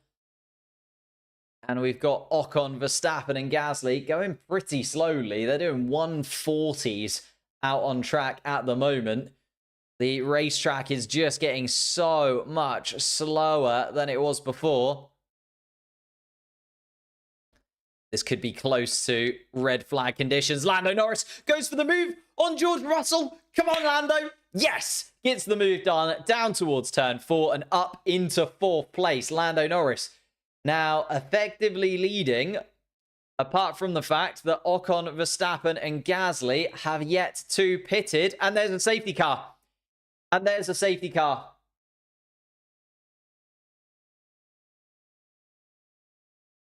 So the safety car has dropped 12 seconds, the gap between Ocon and Norris. Will the Alpines and Verstappen finally make the move? Joe Guan Yu is also in the mix there. He's being lapped at this moment in time. Nico Hülkenberg also a couple of laps down, causing the race leaders a little bit of a headache. But it is a safety car. Esteban Ocon leading the race. Driven exceptionally well as Esteban Ocon, and the Alpine team seem to have got it spot on in terms of their strategy as well. Is he going to come in? No. Ocon stays out. So the safety car is going to pick up Esteban Ocon as the race leader. Verstappen stays out. Gasly stays out as well. Ocon is now leading this Grand Prix. Verstappen in 2nd place, Gasly in 3rd.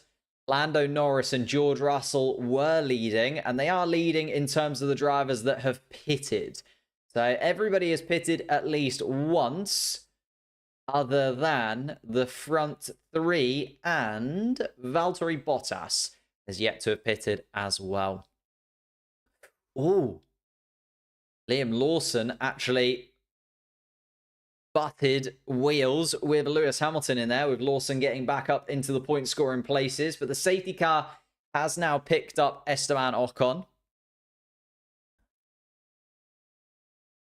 And Ocon is being told that the rain will decrease in 1 to 2 minutes' time. Esteban Ocon has been on an absolute flyer in this Grand Prix so far.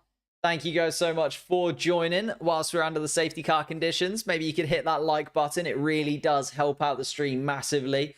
And it's super simple, super quick for you to do. It takes 2 seconds, hitting that like button. Haven't checked how many likes we're on. If somebody could let me know.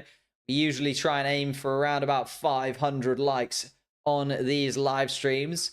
More than enough of you in the chat for being able to get up to that. And if you are new to the channel, hit that subscribe button. We're live for every single competitive Formula 1 session. Every single sprint qualifying, every single sprint qualifying itself. And of course, the Grand Prix for the rest of the season. 3 more Grand Prix to come in a couple of weeks' time after Sao Paulo. But we're halfway through the Brazilian Grand Prix. And the safety car has been called. Ocon, Verstappen, Gasly, our top 3. It's been a little bit of chaos out there in Sao Paulo. Looked very comfortable for Lando Norris and George Russell at the front. Now they have dropped down to 4th and 5th. Lando Norris has finally gotten past George Russell in all of this. Up into 4th spot. Tsunoda down in 6th place now. Still running 3rd place of the drivers that have pitted. Charles Leclerc in 7th now. Oscar Piastri in 8th place, but Oscar Piastri with a 10-second penalty. There are a few investigations still to play out that we can have a little look at as of now. So you can see... Oh, wrong one for me. You can see that Oscar Piastri has got a 10-second penalty for causing a collision. Ollie Behrman had a 10-second penalty for causing a collision as well. Liam Lawson under investigation for coming into contact with Piastri, but I think that went in Piastri's against Oscar Piastri. Yeah, that was Piastri's penalty. Colapinto was under investigation, but now not under investigation after leaving the track and gaining an advantage.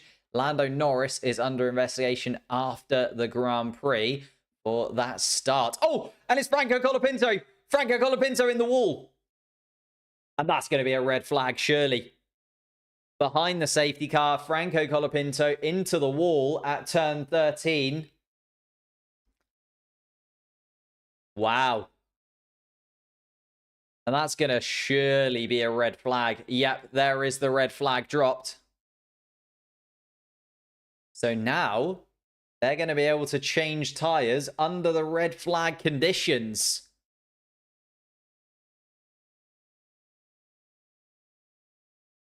Wow. The Williams mechanics have had an absolute nightmare day. But Colapinto into the wall.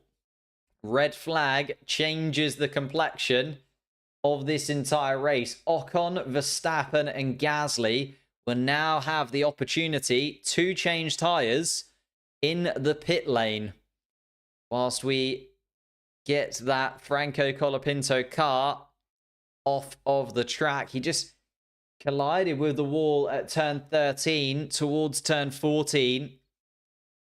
And Colapinto is okay. He jumps out of that Williams car, and the second big crash for the Williams team. Well, the third crash for the Williams team of the day. But the second huge one, huge crash for Alex Albon down to turn 1 in qualifying. Franco Colapinto now a huge crash for the young driver. And we now have 3 drivers out of the Grand Prix. He's going to join Alex Albon, his teammate who didn't start the race. And Lance Stroll, of course, out on the formation lap as well. Oh, Colapinto, it is a big shunt. It is a big, big shunt for the young driver.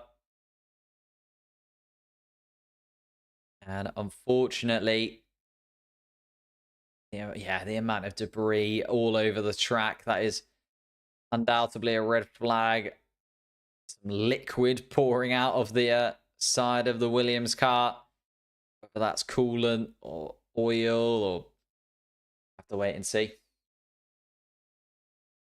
But we are done and dusted there behind the safety car into the pits for the red flag conditions. Why are you guys so worried about the map? There's no cars out on track.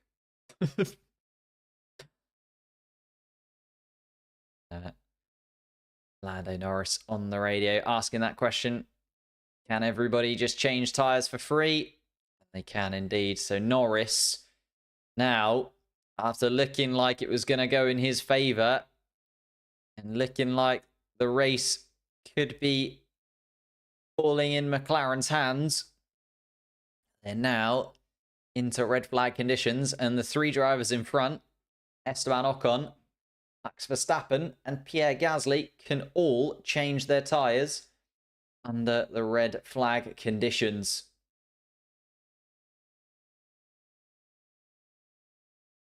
Can anyone explain what's going on? Colapinto into the wall at turn 13 has caused a red flag. A lot of debris out on the track, and it's not somewhere where you could get past easily with a safety car. And the drivers now making their way out of the car. You need to keep yourself in the mindset that this isn't over and done with. We're only just under halfway through this Grand Prix. Still a lot of racing yet to play out. And lots of things that could still go for and against the drivers. If we look at the championship standings at the moment, and how they would play out with everybody finishing how they are under the red flag, you know, you never know. It could start raining again. We could end the race here. It would be Max Verstappen who gains the advantage on Lando Norris, and Verstappen would elongate his lead at the front of the championship. It would also be a massive, massive win for Alpine, who would jump all the way from 9th in the Constructors to 6th in the Constructors. They would gain 40 points as it stands. Esteban Ocon in 1st place, Pierre Gasly in 3rd place. That is absolutely ridiculous for Alpine if it stays as it is. George Russell would also jump in front of Lewis Hamilton in the standings. Would be another change there at Mercedes. Esteban Ocon would jump 8 places in the drivers' standings. He would go from having 5 points throughout the entire season. He would gain 25 points and go up to 30 for the season so far. He'd jump in front of Yuki Tsunoda, who would also be on 30 points for the season. Only Nico Hülkenberg in the midfield teams above that on 31. Pierre Gasly would also jump up 3 places. He would go into 15th place in the drivers' standings. And a lot of drivers losing positions. Lance Stroll would drop down 3 positions in the drivers' standings if it were to end like this. But the red flag has been called. Franco Colapinto into the wall. And now we are looking at a race restart, where every driver can swap onto whatever tyres they fancy for the end of this Grand Prix. And Ocon, Verstappen and Gasly rubbing their hands together. Max Verstappen, you can see, delighted.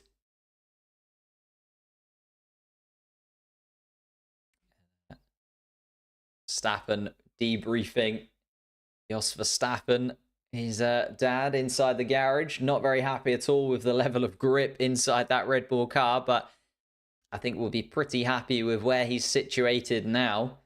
Liam Lawson just being given a little bit of a coaching moment, because Liam Lawson has actually dropped a considerable way down the pack now. Liam Lawson all the way down into 10th.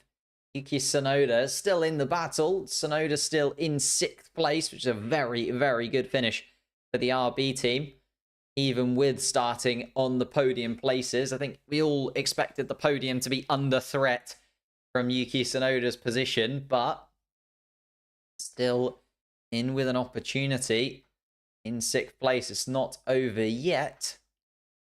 Gasly will start just in front of Lando Norris, though. Championship again swinging one way to and fro. In qualifying, it looked like it was going to be McLaren's day. He started on pole position with Lando Norris. Max Verstappen starting all the way down in 16th place, and how quickly Formula One, the tides can turn. Max Verstappen now all the way up in 2nd. Lando Norris drops behind him in 4th place. And now we're waiting under the red flag conditions. fact, whilst we wait, I might actually... The mechanics running up and down the pit lane. There we go, just getting rid of the oil that is on the track that came out of the radiator, I think, of Colapinto's car. So they are seeing to that now. Colapinto's car has been removed from the track.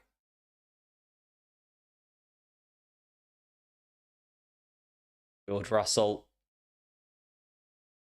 frustrated. He's saying that he said it to the team. Not very happy at all is George Russell, saying, look, I wanted to stay out. I wanted it to be like this.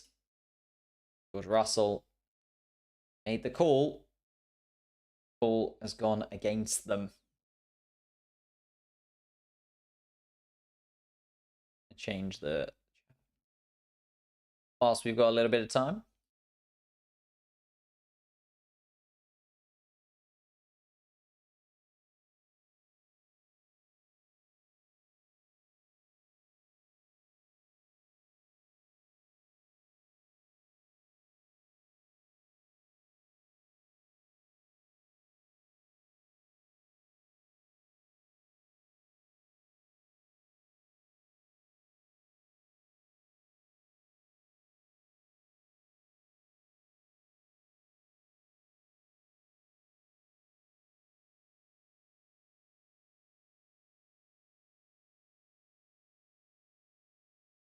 Not very fun at all if you are a McLaren fan right now. Have now had a red flag.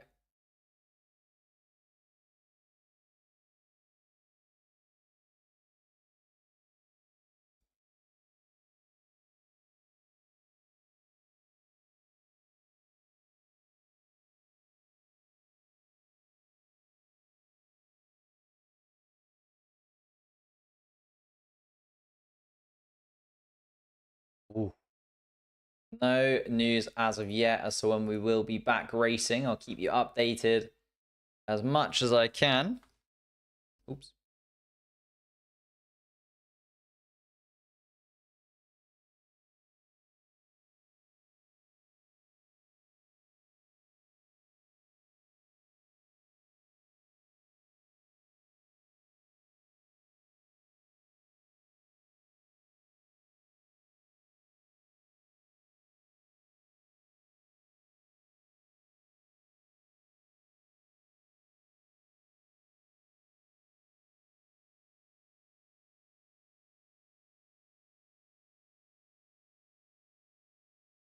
Ooh. Black flag for Nico Hülkenberg. So Hülkenberg is out of the race. Black flag for Hülkenberg. So he is not going to be able to take part any further today. Black flag. Wow. Not something you see very often. But black flag nonetheless for Nico Hülkenberg there.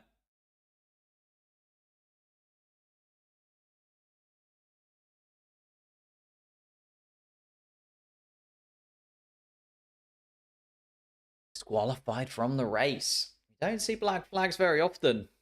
Hulk disqualified. Possibly for how he rejoined the circuit, maybe? I have to wait and see.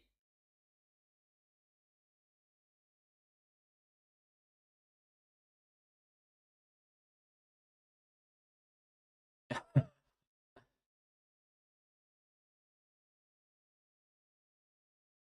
have to see a replay of when he rejoined the track. I'm not sure what he 100% did.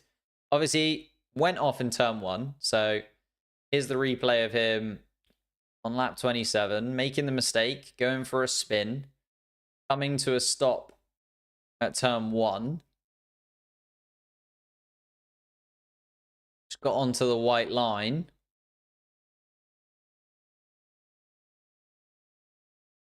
I don't really know what the... Oh, it's there.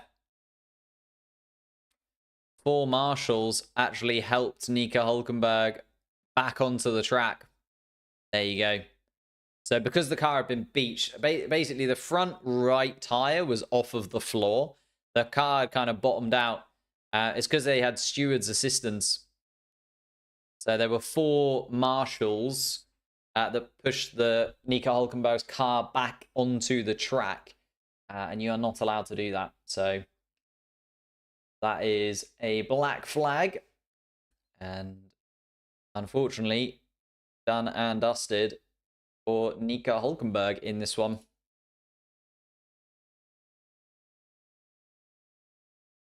So Nico Hulkenberg, yeah, now has to get his car back into the Haas garage. The Haas team actually just deciding to move everything out of the way so that they can get Nico Hulkenberg's car back in.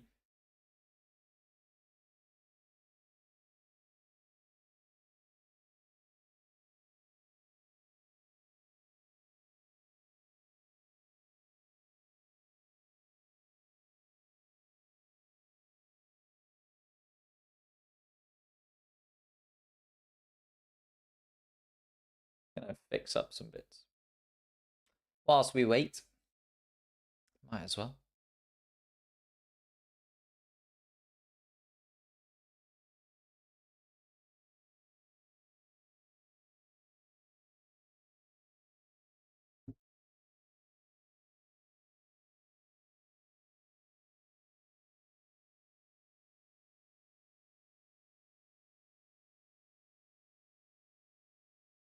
Ooh. Gonna be a rolling start. Conditions need to improve. No estimated time as of yet, but a rolling start has been confirmed. So we will see the cars have a rolling start. Not something that we see all the time.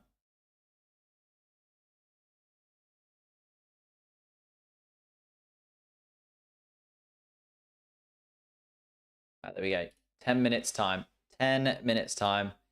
We're going to be back underway in 10 minutes time. There we go. That looks a bit better. Oh, thank you for subscribing to the channel. Ad Ranger. Appreciate that, mate. If you could hit the subscribe button, we are going to get back underway in 10 minutes time with a rolling start behind the safety car. And then we will get to see what these cars have got in them. Oops.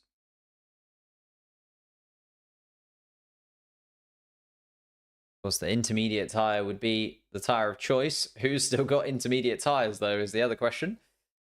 A lot of cars that have used up their sets of intermediates.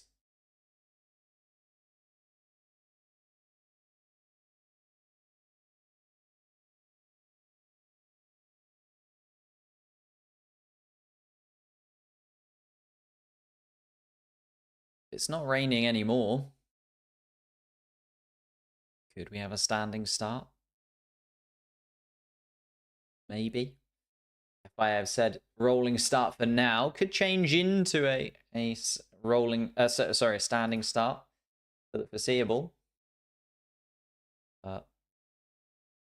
Just get some more bits and pieces done. Doing some organizing in today's chat. You're seeing real behind the scenes of what I have to do to get the stream running efficiently. And unfortunately, it just hasn't been running the way I've been wanting it to in the last couple of streams. But it is what it is.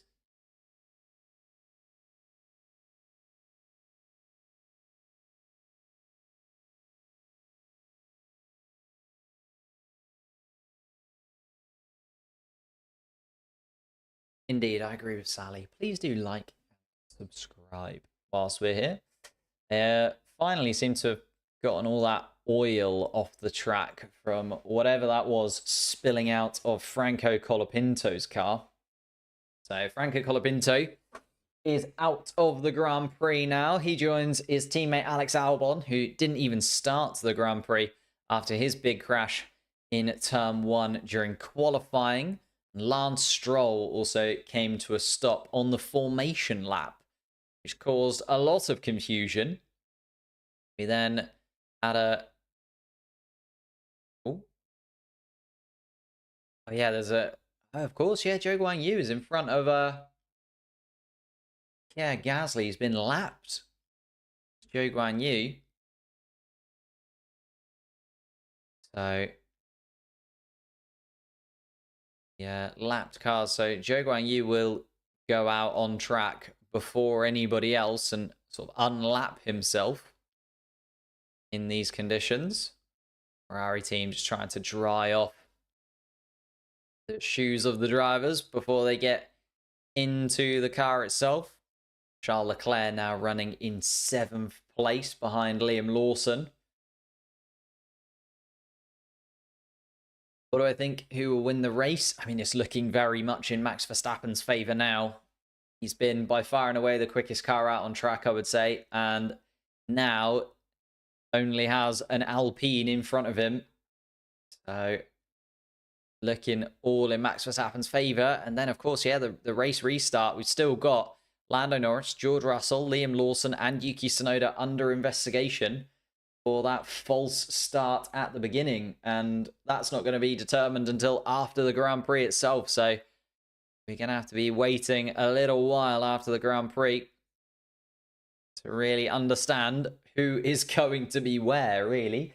It's all getting very complicated here at Interlagos. It's been a weekend of complexities, obviously, having to rearrange the qualifying session for this morning, having to rearrange the time of the race. Remember, the race itself was brought forward 90 minutes to try and dodge some of the inclement weather that they've been having in Brazil.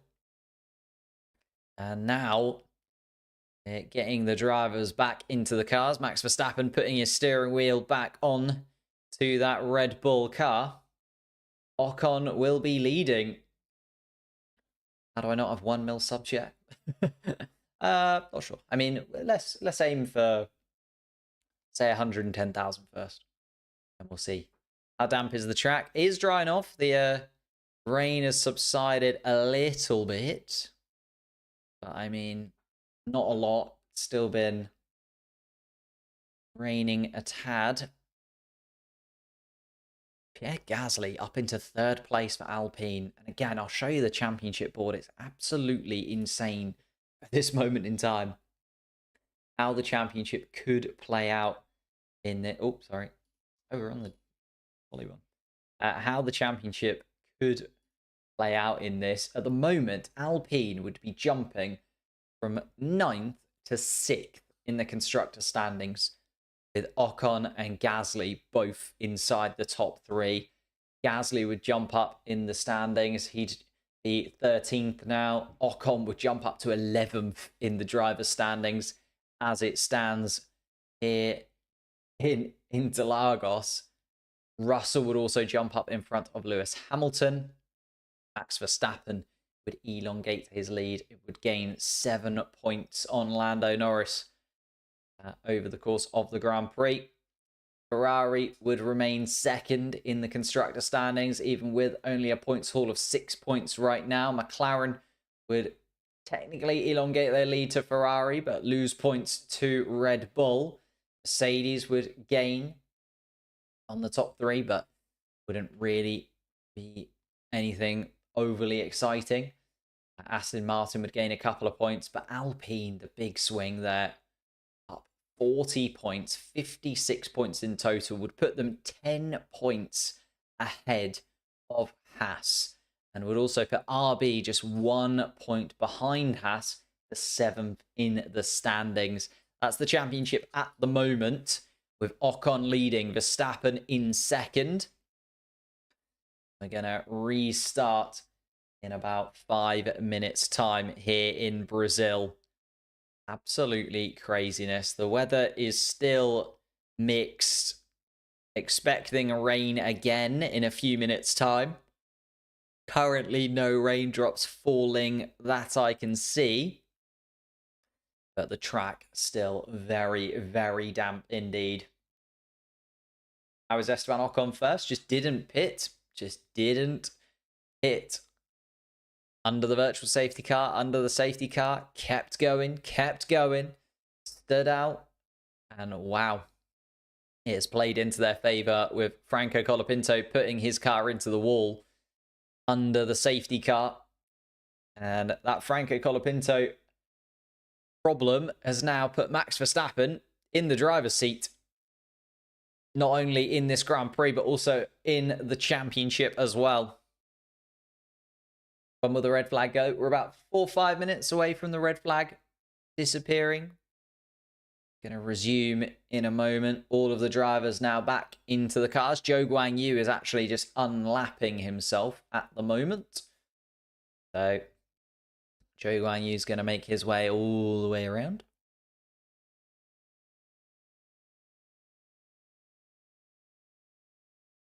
So Lando Norris being told on the radio that there's likely to be a little bit more rain for about 10 minutes or so once we restart. It's going to be a rolling start procedure. So we are going to start behind the safety car anyway. Zhou Guanyu just unlapping himself. Nico Hülkenberg also black flagged from this race. So we'd only have 16 drivers taking part. Zhou Guanyu in 16th place.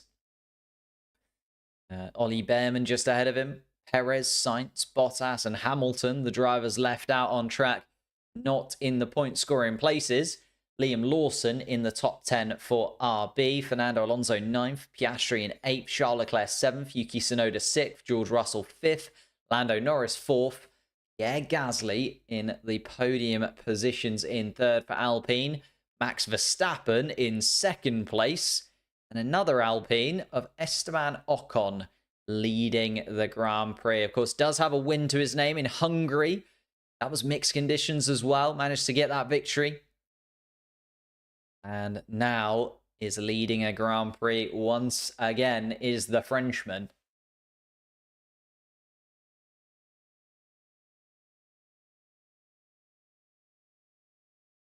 Oh. The safety car. We have got the red flag has been lifted now. Just waiting for Zhou Guanyu to catch the back of the pack. He does so. And the 16 drivers are now released. So Gasly just leaving the pit lane there in 3rd place. Lando Norris leaves a little bit of gap to the Alpine. George Russell also gets underway. Liam Lawson. Sorry, Yuki Tsunoda in 6th place. Charles Leclerc behind in 7th. And there's a lot of spray coming off the back of Esteban Ocon's car. In fact, Max Verstappen moving to the right-hand side of the track down towards turn 4 to get out of the spray so he can actually see what he is doing. But we have now restarted. Esteban Ocon, Verstappen, Gasly are top 3. And Ocon with the dream scenario indeed. Should be, well, Max Verstappen behind him. But apart from that, you can call it a dream scenario. Everything else has gone in his favour.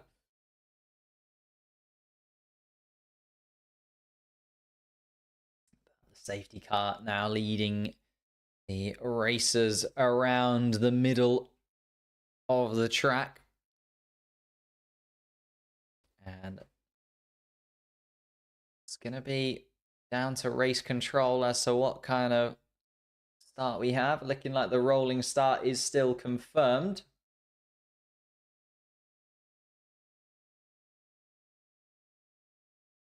Carlos Sainz on the radio complaining that these aren't new intermediate tyres.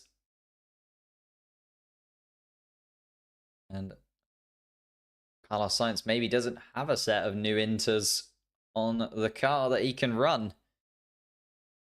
But as Ferrari made a mistake and put the wrong intermediate tyres on Carlos Sainz's car. Not be very fun indeed. Verstappen has a fresh set of inters, so does Gasly. Lando Norris does not. Lando Norris on a slightly scrubbed set of intermediate tyres. Here we go then. Esteban Ocon is going to get us back into racing. Yellow flag in sector 3 at the moment, just as the cars run slowly. Oh no, it's Ollie Behrman. Ollie Behrman's gone off onto the grass, and so's Zhou Guanyu. And there's a yellow flag behind the runners as Esteban Ocon launches into the lead of this race. Green flag, track clear. And Esteban Ocon isn't going to hold any positions back. He goes into turn 1, leading the Grand Prix. Max Verstappen following through turn 2, turn 3. Pierre Gasly remains in 3rd place. And everybody filing into single file at this point. The visibility is horrendous out on track. You can see absolutely nothing from our perspective down through turn 4. And Lando Norris has gone wide at turn 4. Lando Norris has gone off the track. Is he going to let George Russell back through? George Russell's now around the outside of Lando Norris. No. Lando Norris, I think, holds on to the position just. But then George Russell's going to try and go around the outside, and Russell gets the move done. It's a mistake from Lando Norris down towards turn 4. And Lando Norris now down into 5th place. Oh, and there goes Charles Leclerc. Leclerc's also gone off the track. Piastri, can he gain an advantage? No. Looks like Leclerc is still going to be able to keep that position in front of Piastri. But there is a lot of cars skidding around out on track at the moment. Ollie Behrman gets past Zhou Guanyu once again up into 15th place. But Esteban Ocon is leading this Grand Prix. And he has a lead of 1.7 seconds over Max Verstappen. Verstappen not able to hold on to the back of Esteban Ocon at the moment. Pierre Gasly has also dropped another 4 seconds behind Max Verstappen. So a big gap is opening up between the top 2 and the rest of the field. It's the same as it was, except the top 2 are no longer Russell and Norris. The top 2 are Esteban Ocon and Max Verstappen. They go down towards turn 1. Hamilton moves to the inside of Fernando Alonso. And I think Hamilton has got that move done on the Spaniard. He has indeed. Hamilton in 9th place. Carlos Sainz gets boozed past Valtteri Bottas up into 14th. And bit by bit, we are getting slowly up towards Esteban Ocon, leading this Grand Prix by more and more time. He now 2.5 seconds ahead of Max Verstappen. Esteban Ocon absolutely launching his way around the Interlagos track. Lewis Hamilton has come back to life all of a sudden in this Grand Prix. I think the red flag has given him a little bit of optimism. He's got a fresh set of intermediate tyres onto that car and now wants to have a little bit of a fight. Hamilton passed Alonso and already right under the rear wing of Yuki Tsunoda in this. Hamilton in these conditions wanting to drag that Mercedes car forwards. Maybe the Mercedes team have been able to also change a few of the settings around inside of the car, make that car just a little bit more drivable. Goodness gracious. Wow. That is a big, big mistake from Lando Norris going off the track there and losing position to George Russell. He's got to get past the Mercedes car all over again. And there's a lot of rain still likely to tumble down onto the track. Ocon now leads by 3 seconds to Verstappen. Verstappen, even with the fresh set of intermediate tyres, seems to have lost all the pace that he had at the beginning of this Grand Prix. Verstappen, remember, was the fastest man out on track. Still does claim the fastest lap point at the moment, does Max Verstappen. But it's all going wrong for Lando Norris and the McLaren team down in 5th place. And at the moment, not looking like they're going to make any moves forwards. Oh, when Ollie Behrman spins. Ollie Behrman spins. Is he going to go into the barriers? He is. And that's going to be another safety car, surely. No, maybe he's caught it. Ollie Behrman, I think maybe a broken front wing. But if he can reverse that car, and he's kept it going. And Ollie Behrman has done a great job there to keep that car running. Green flag. And might be a broken front wing, though. I think Ollie Behrman might have to come in and replace the front wing of that car. Just got very close behind Carlos Sainz running around turn 7. A pirouette from Ollie Behrman in the wet. And that front wing does collide with the barriers, but not heavily. It was a little shunt into the barriers from Ollie Behrman. Puts him all the way at the back of the pack in 16th place. I do think he's going to be able to continue on. Yuki Tsunoda is now really under pressure from Lewis Hamilton here. Hamilton seems to have come to life since the restart. Hamilton putting Tsunoda under pressure. Alpine 1 and 3 would be the most crazy story ever. I mean, they're absolutely flying. Ocon is 3.5 seconds ahead of Verstappen. Gasly, another 3 seconds ahead of George Russell. It's looking very, very comfortable indeed at the moment for the two Alpine cars running in the podium places. It's all gone wrong for Lando Norris and George Russell. George Russell was so angry over the radio for not staying out. He wanted to stay out even when the safety car was called. Decided to come into the pits anyway. Once the red flag dropped, it was the correct decision. George Russell should have stayed out on track. Lando Norris running in 5th place, Charles Leclerc running in 6th, Oscar Piastri running in 7th, Tsunoda behind in 8th, Hamilton 9th, and Alonso in the final point scoring place in 10th, although Liam Lawson trying to get back on there. Oh, it's a yellow flag in Sector 3. It's Ollie Behrman again. It's Ollie Behrman again, I think, has lost the car in turn 12. And Ollie Behrman running around at the back of the pack, causing himself some headaches at this point. I think the problem is he's pitting and changing front wings and not quite sure of the balance of the car, and now is having a little bit of struggle. What happened here down towards turn 12? It's aquaplaned down to turn 12 over the grass. It is turning into a pretty miserable afternoon for Ollie Behrman. Good experience for Ollie Behrman for the future. His first time racing in Formula 1 in these absolutely torrid conditions. He was very, very impressive in Saudi Arabia and Azerbaijan earlier on in the season.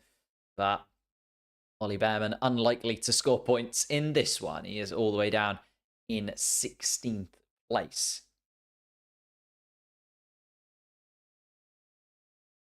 Carlos Sainz behind Sergio Perez.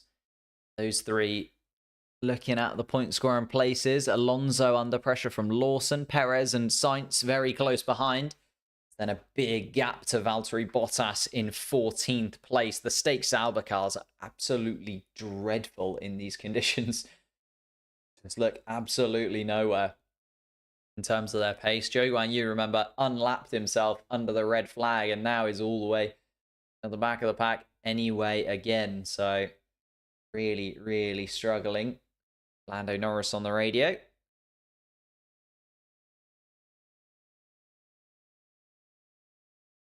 So tyre condition and racing cars out on track. Lando Norris told that he thinks it's going to be these tyres until the end of the race. So do your best with that, Lando. Wow. Esteban Ocon. And there's a Ferrari in the barriers. There's a Ferrari in the barriers. It's Carlos Sainz at turn 8. That's going to be a safety car. Safety car deployed. Carlos Sainz in the barriers at turn 8. Wow. So Carlos Sainz.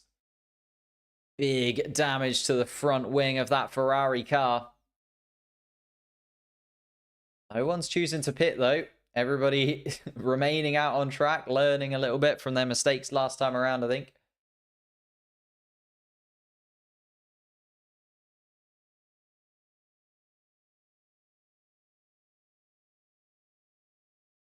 Carlos Sainz, of course, race winner in Mexico. Now out of the Grand Prix. Big crash for him. And he is going to join the group of cars that are out of this race. There's a good few of them now. Oh, is he moving?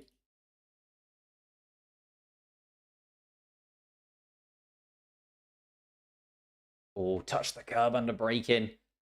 Got it all wrong. And yeah, that's it for Carlos Sainz in that one. Done and dusted for him this weekend. Spin in qualifying, a spin in the race, and Carlos Sainz joins the group of cars out of the race. We now have Sainz, Colapinto, Hülkenberg, Albon, and Stroll all not taking part.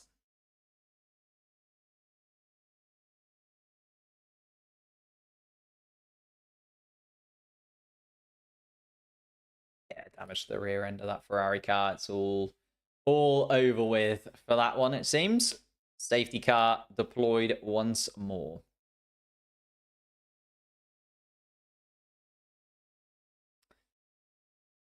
Disappear back to this racing board. I'll stop tinkering with the chat in a minute. It's annoying me today.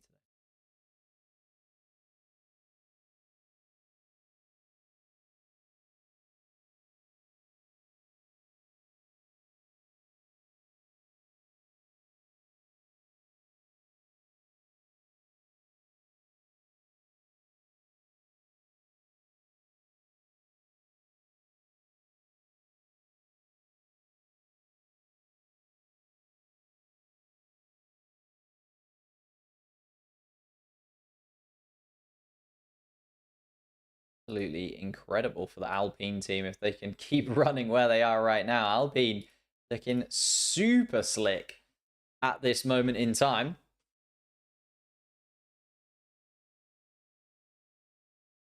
Oliver Oakes, new team principal at Alpine, watching under the safety car.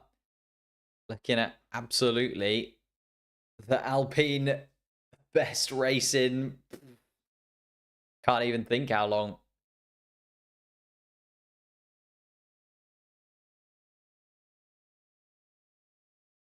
Still a long way to run in this race, by the way. It's nowhere near over yet.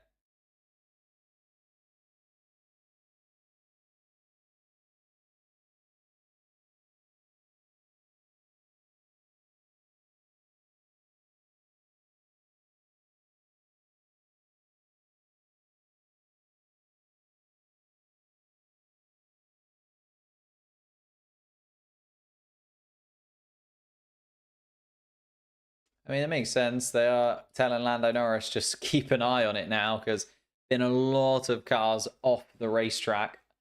A lot of them by just dipping their tires onto the white lines. Even the tiniest amount does seem to just send you spinning. It's all going wrong, isn't it? For the McLaren team. Now racing behind George Russell, still under safety car conditions at the moment.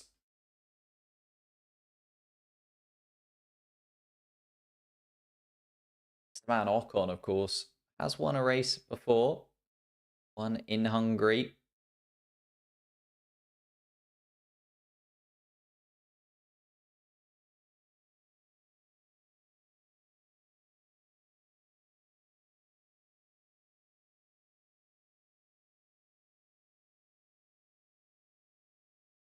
Another band of rain potentially coming in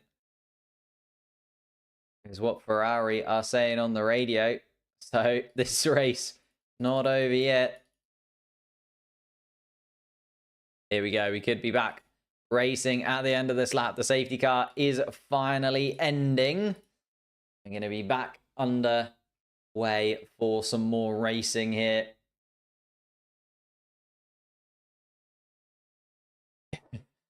What are the chances of Sauber points? I mean, if we have another 5 drivers drop out, certainly possible. Carlos Sainz joins Colapinto, Hülkenberg, Albon, and Stroll in the pit lane. Esteban Ocon still leads as this safety car comes to an end once more. Safety car is ending. Once more, we have Esteban Ocon leading the race as the safety car comes into the pits. Max Verstappen second, Pierre Gasly third, Russell fourth. George not very happy to lose the race lead in the Mercedes car, but an opportunity now to have a go at the back of Pierre Gasly's Alpine. No overtaking until, of course, they get to that line. When will Esteban Ocon go? Teasing Max Verstappen behind him. And Esteban Ocon leaving it late. Stamps on the gas pedal. George Russell got a really good run there as well and could be side by side with Pierre Gasly down towards turn 1. Here comes Max Verstappen, though, for the lead of the Grand Prix, and Verstappen's gone for it, and Lando Norris has gone super wide. Lando Norris is going to drop a good few places there. He's going to be side by side with Oscar Piastri, and Piastri's going to come out ahead of Lando Norris. Max Verstappen moves up to the top of the timing sheet. Charles Leclerc also got the run on George Russell. Charles Leclerc jumped up Lando Norris. Another mistake down towards turn 1 from Lando Norris. And Lando Norris now behind Oscar Piastri in this. Tsunoda now in 8th place. Absolutely disastrous restart once again from Lando Norris. Ollie Behrman back ahead of the 2 Stake Sauber cars. Max Verstappen now leading. Oh, and Alonso. Ooh, side by side with Sergio Perez. Hamilton is having an absolute mare. What's going on with Lewis Hamilton? He's falling through the pack. Looks like Hamilton has got a problem because he is all over the shop at the moment. Sergio Perez has gone past Lewis Hamilton as well as Alonso. Ollie Behrman is side by side with the 7-time world champion. Is there a touch between Behrman? Oh, and there goes Fernando Alonso. Fernando Alonso disappeared into the grass at turn 12. And is that Fernando Alonso now coming to a stop at sector 3? Is there going to be another safety car? No, he's there. Fernando Alonso continues on, but falls all the way to the back. So Fernando Alonso now running in 15th place from the points. That puts Liam Lawson up to 9th. Sergio Perez into the point scoring places. And Max Verstappen now leads. Verstappen looking at his first win in Formula 1 since Spain, and what would effectively crown him the world champion for this season. Verstappen, the title in his grasp. Esteban Ocon and Pierre Gasly, the 2 Alpines, looking at an absolutely phenomenal result for the French outfit. In 2nd and 3rd place, Charles Leclerc has been able to jump up into 4th place after Russell and Norris both had pretty disastrous safety car restarts. Oscar Piastri between the 2 of them in 6th place now. Tsunoda down in 8th. Lawson in 9th. Sergio Perez in the final point scoring place in 10th. Lewis Hamilton now running in 11th. Ollie Behrman 12th. Bottas, Joe and Alonso rounding out the drivers still out on track. Carlos Sainz, Colapinto, Hulkenberg, Albon and Stroll, the 5 drivers no longer taking part in the Grand Prix for this afternoon's race in Brazil. We still have 25 laps left to go. A long way to go in this Grand Prix, considering the twists and turns it has taken so far. But Max Verstappen now looks comfortably like he should go on to win this Grand Prix. Max Verstappen got so lucky. Yes, could argue that, but Red Bull did the right thing. They stayed out, they stayed out, they stayed out. They made sure that they kept those intermediate tyres sound. Max Verstappen was also super quick at the beginning of this Grand Prix. The Red Bull car did look like the fastest car out on track. But Max's race recovery over the course of this Grand Prix has just been ridiculous. Remember, started in 16th place did Max Verstappen. And he has absolutely flown up to the top of the timing sheets. And Verstappen now leads the race. Ocon is 2.5 seconds adrift. Gasly 2 seconds behind that. Leclerc 2 seconds off as well. George Russell within a second of Leclerc, but not really looking to battle with the Ferrari car. Max Verstappen sets the fastest lap of the race so far, a 122.8, just showing that the conditions are getting back to what we had towards the beginning of the race. There hasn't been any rain, and we're starting to see these intermediate tyres coming back to life a little bit. Oscar Piastri being asked to swap positions. so that Lando Norris can at least get back ahead of his teammate. And I think Piastri is going to oblige, because Piastri hasn't really had much to shout about in this Grand Prix at all. So Lando Norris does get let through. I think George Russell has had a go at Charles Leclerc, and George Russell is going to make a move on Leclerc. I think Leclerc got a little bit wide through turn 5, and George Russell up into that position as Charles Leclerc now under pressure from Lando Norris. Charles Leclerc struggling inside of that Ferrari car now after jumping in front of Russell at the restart. Has dropped back behind the British driver into 5th. And Lando Norris now trying his best to get past Charles Leclerc through the middle sector. Max Verstappen has disappeared off into the distance. So has Esteban Ocon and Gasly, to be fair. A big gap between Gasly and Russell. In terms of 3rd and 4th place, Charles Leclerc then in 5th. Lando Norris in 6th spot. Closing into the back of the Ferrari. Can Lando Norris have a go at Charles Leclerc down towards turn 1? Has a little look, does Lando Norris, but nothing doing this time around. And the McLaren car just really hasn't been able to get those overtakes done, as it. We saw Lando Norris trapped behind George Russell for so long during the first stint of the race.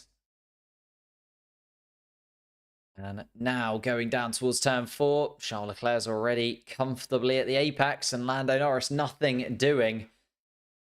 So just hasn't got the straight line speed in these conditions as Lando Norris to be able to do it. But there was the mistake from Charles Leclerc, just got all out of shape around turn 5, and the Mercedes car just able to glide past. And Charles Leclerc actually rejoining at turn 4 unsafely has been noted by the stewards. So there could be a possible penalty coming the way of Charles Leclerc. Not looking very good at all for Charles Leclerc in this one. It's pretty close to George Russell as he rejoined the track. Max Verstappen goes fastest of anybody again. Verstappen looking super, super comfortable. And it's giving 2023 vibes. Max Verstappen at the front of the pack, 26 points to his name, and disappearing off into the distance, comfortably ahead of the rest of the field. Esteban Ocon and Pierre Gasly running around in 2nd and 3rd place for Alpine. George Russell just trying to catch the back of the Alpine cars. Charles Leclerc going very slowly in the Ferrari, not able to hold on to the back of George Russell at all. And the Ferrari just not looking very comfortable out there in these conditions whatsoever. Piastri holding on to his teammates. Tsunoda and Lawson, both RBs still in the point scoring places, which would have been phenomenal for them had Alpine not scored a double podium as it stands. And Hamilton running around just outside the point scoring places in 11th behind Sergio Perez. What does this mean for the championship? It means that McLaren still lead. Ferrari would actually lose a little bit of ground to McLaren. Red Bull Racing would get 27 points. Put them back in contention maybe for the constructor standings. Alpine, the biggest winners though, jumping up to 6th place in the constructors standings. Max Verstappen looking like that is going to be the case as he continues on. Sergio Perez catching up to the back of Liam Lawson, and seen that those two don't really get on with one another when they're out on the racetrack together. So let's see if Sergio Perez can get a move done on Liam Lawson without the two of them coming to blows. He has a go down towards turn 1, has a little look at the back of the RB car. Liam Lawson is not going to make this easy for Sergio Perez. George Russell just closing the gap to Pierre Gasly a touch over the last couple of laps. Sergio Perez going to have a go down towards turn 4. Has a little look under braking to Sergio Perez, but stays behind Liam Lawson for now. Both of the RB cars in front of Sergio Perez's Red Bull. The only thing that could really change up this race by any reasonable margin is if there were to be some kind of safety car again, or if the track does dry out enough that there is a possibility of gambling onto the slick tyre. But it's not looking likely. It's still very, very damp out there right now. Max Verstappen chunking in another fastest lap, a 122.2. 0.5 of a second quicker than Esteban Ocon in second place. Verstappen now leading the Grand Prix by over 5 seconds. Gasly then another 3 seconds back from that. Russell 2 seconds behind Gasly. Charles Leclerc has also fallen nearly 5 seconds adrift of the Mercedes since George Russell got that 4th position back from him. Lando Norris is not actually putting Charles Leclerc under pressure anymore. Outside of the range of attacking behind the Monegasque. And Sergio Perez, the final point scorer in place, still in the Red Bull. Liam Lawson ahead of him by half a second or so. Hamilton a second behind Perez, just outside the point scoring places. Behrman, Bottas, Joe Alonso still in the race outside of the top 10. And then Carlos Sainz, the most recent fatality here in Brazil. His car out of the race. He joined Colapinto, Nico Hülkenberg, Alex Albon, and Lance Stroll out of the race.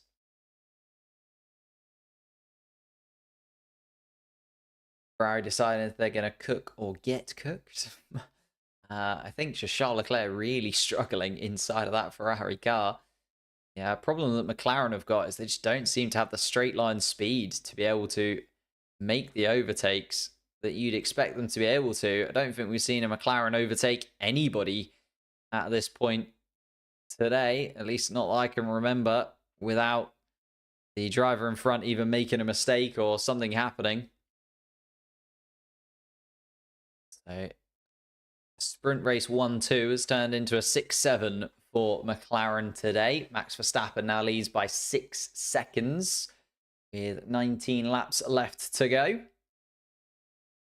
Ocon still trying to gain on Verstappen, but not able to do so. Of course, we don't know whether George Russell, Lando Norris, Yuki Tsunoda, and Liam Lawson will end up getting a penalty after the race. So it could go from bad to worse for Lando Norris. If he does get that penalty, he'll drop back behind his teammate, possibly behind maybe Sergio Perez as well, because obviously Tsunoda and Lawson would probably end up with a similar kind of penalty.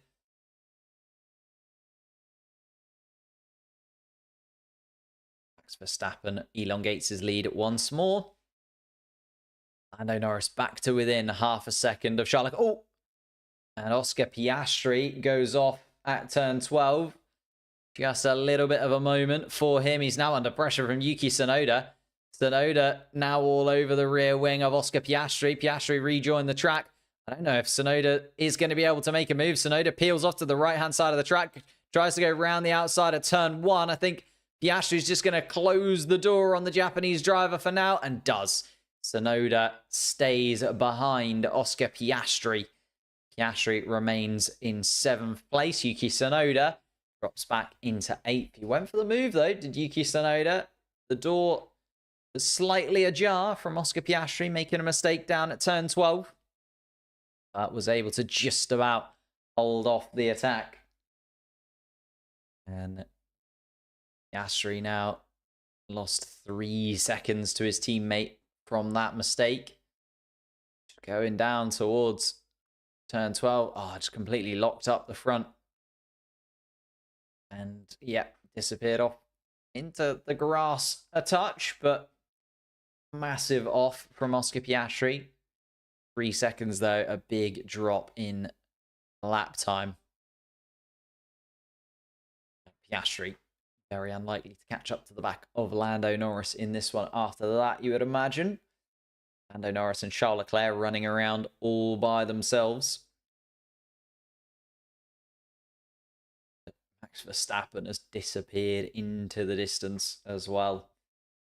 Max Verstappen now leading the race by nearly 7 seconds. George Russell is closing into the back of Pierre Gasly. It's 1.4 seconds now, the gap between them, but it's a slow build in terms of running up behind.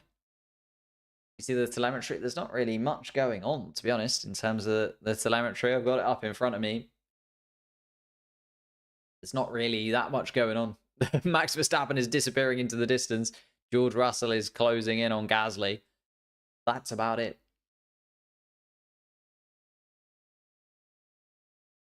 K-Mag wasn't sick, he would be dominating from pole.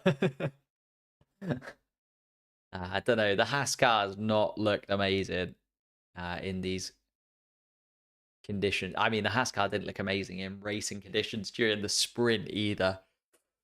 Then they really struggled in qualifying in the wet. Nico Hulkenberg beached the car, obviously. Black flag from him because he was pushed back onto the racetrack by some of the marshals. Ollie Behrman running around in 12th place has had a couple of little spins. Rejoined Ollie Behrman. Again, just not looking fantastic at this point.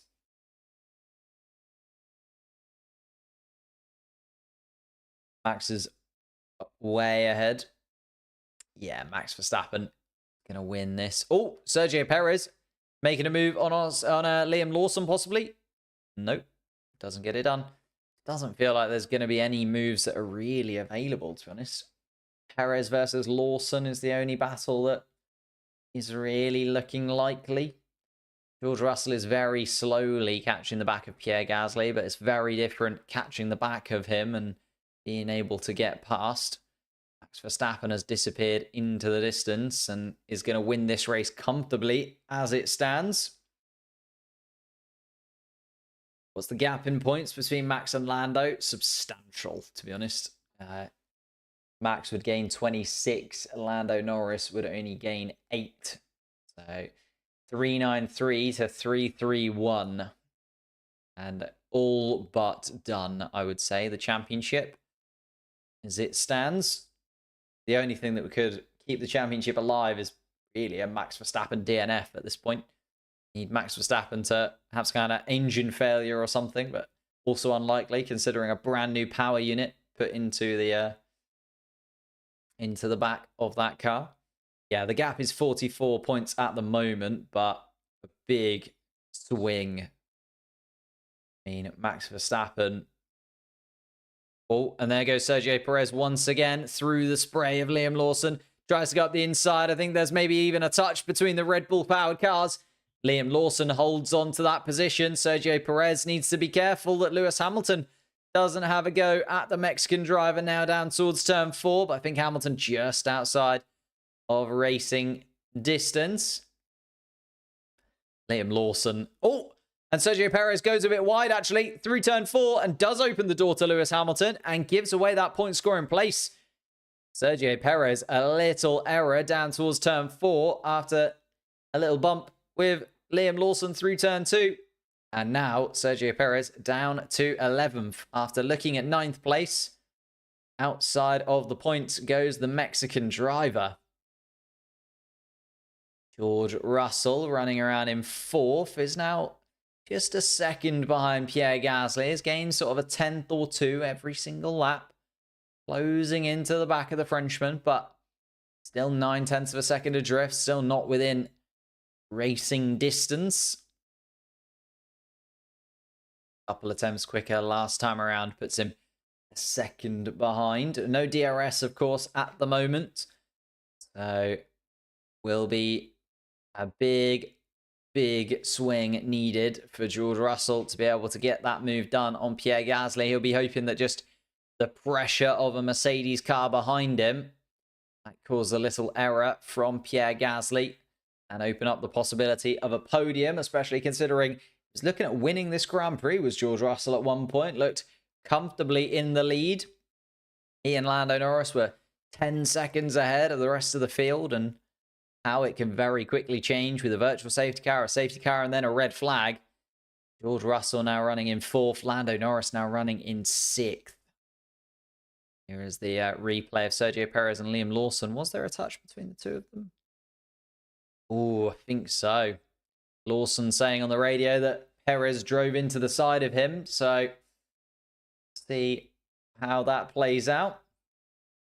Thank you for subscribing to the channel. A couple of new subscriptions in there. If you are new to the channel, hit that subscribe button. Trying to get to 110,000 subscribers before the end of the season. 3 more races to go. Unlikely that those 3 races will have a championship battle of any kind, because Max Verstappen is now 9 seconds ahead of Esteban Ocon at the lead of this Grand Prix with just 13 laps left to play. Lewis Hamilton is actually closing into the back of Liam Lawson's car. Liam Lawson is under a lot of pressure at the moment. Just got rid of Sergio Perez from behind him.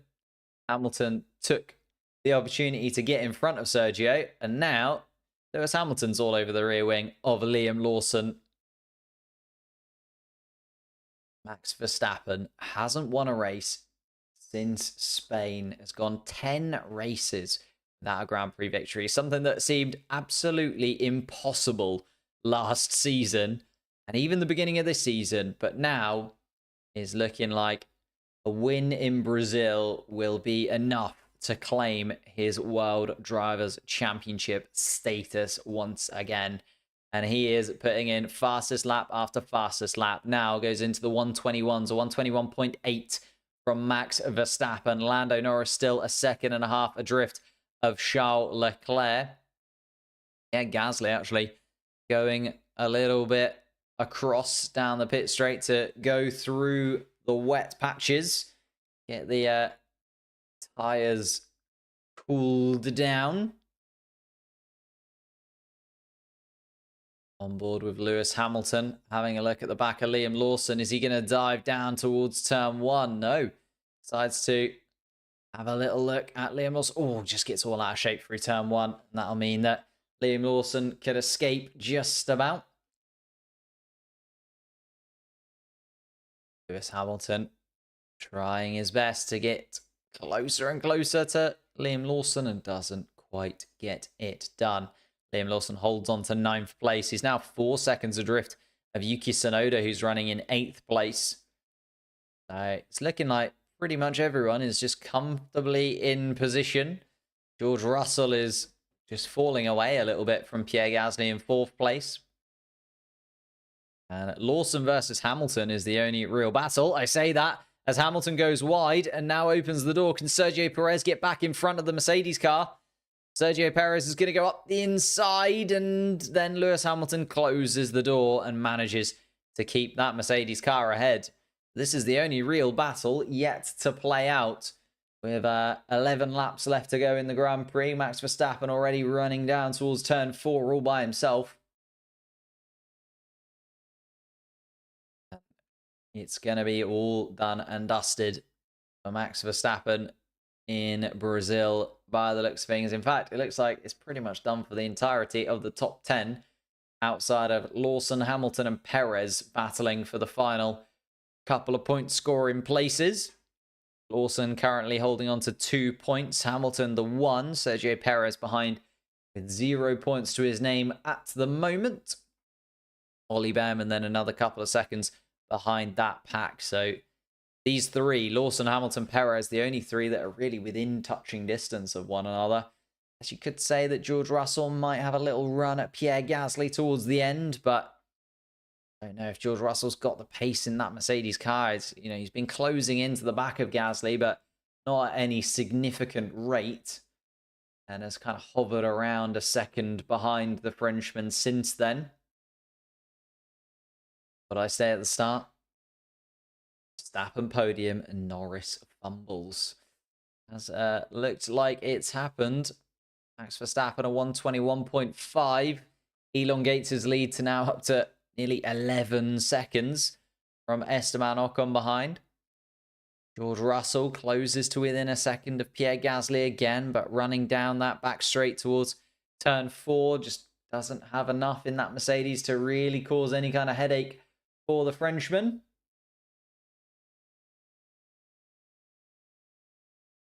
Max Verstappen continues on, and it is just Verstappen at his best, isn't it? Verstappen flying around now in first place.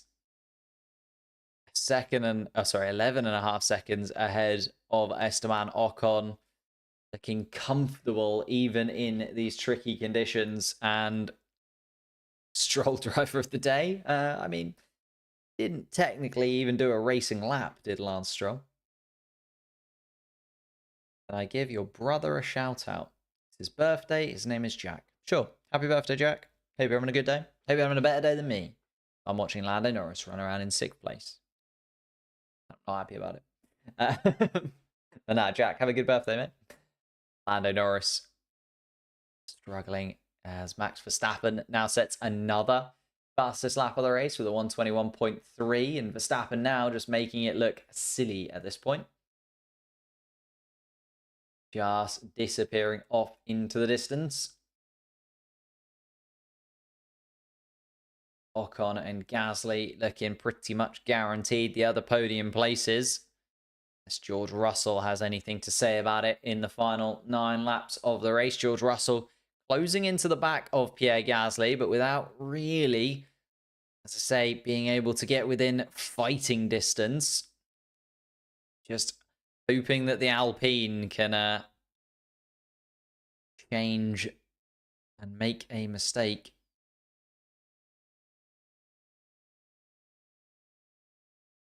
Looking at Gasly and Ocon shifting the Alpine car up a tremendous amount in the standings as it is right now.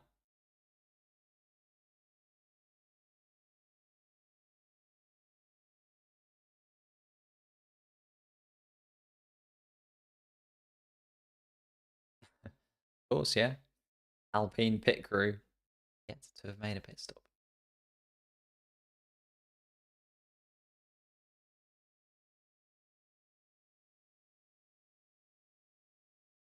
Oof. Lando Norris being told on the radio to close into the back of Charles Leclerc as if he isn't trying to. And Lando Norris, you can hear the frustration in his voice now. Of course, Oscar Piastri with a 10-second penalty. They're keeping that in mind because Yuki Tsunoda is only 6 seconds behind. So at the moment, Tsunoda would gain that position on Piastri. But maybe they'll swap Oscar Piastri around with Lando Norris. They're thinking about the Constructors' Championship more than anything else now. Lando Norris being told to basically hurry up, but it's not really anywhere for him to go at this point. Charles Leclerc going fairly slowly in front of him. The McLaren car not able to get the overtake done on the Ferrari. Those intermediate tyres look shot to pieces with 8 laps left to go. There's not enough time to come in and pit and benefit from a new set of tyres. Max Verstappen setting fastest lap after fastest lap just to rub salt into the wound. A 121 dead from Max Verstappen. Another fast lap from the Dutchman. It is just, it's all over and done with, isn't it? All over and done with. Not only here in Brazil, but the championship battle. It's not going to go down to the wire, unfortunately, for us and McLaren in 2024. George Russell wipes away some rain from his visor. Still trying to get that 3rd place finish. Still a podium up for grabs. Lewis Hamilton still trying to get past Liam Lawson. Towards the first corner, on board with Lewis Hamilton. He's just not able to get there at the moment. And Oscar Piastri actually being helped out by this battle because Piastri at the moment would only drop a position to Tsunoda. Okay, that 10-second penalty for Oscar Piastri would drop him behind Tsunoda, but keep him in front of Liam Lawson. And Liam Lawson is not able to go any quicker at the moment because he's just trying to fend off Lewis Hamilton behind. Lando showing the difference between him and Max. You have to hand it to Max. He has been absolutely stunning throughout the season. He's done such a good job limiting the damages, even when that Red Bull car has looked like the 3rd or 4th fastest car out on track. He has done exceptionally well. And there's, as I say, too many times where the McLaren team have made mistakes or the McLaren team have got things wrong. You go back to Silverstone, Canada, where they got pit stops wrong. Go back to Hungary, where they could have swapped the drivers around. You go back to Monza, where they let the two drivers race down in towards the first couple of chicanes, where if they'd have just held position, they'd have maybe held on to the win there. Again, you don't know, because Charles Leclerc was right in the mix as well, and Charles Leclerc had the better strategy on the day, but just goes to show it's so tough, and all of those decisions count. And when you're fighting with a driver of Max Verstappen's quality and caliber, you do need things to roll in your favor more often than not. And when a race like today happens, Max Verstappen and the Red Bull team got it absolutely right.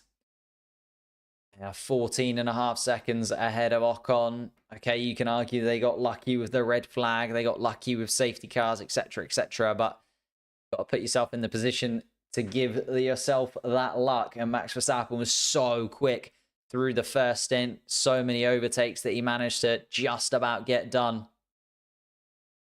You think of, could Oscar Piastri have done Lando Norris a favour, kept Max Verstappen behind? Well, Verstappen shot past him before he even realised.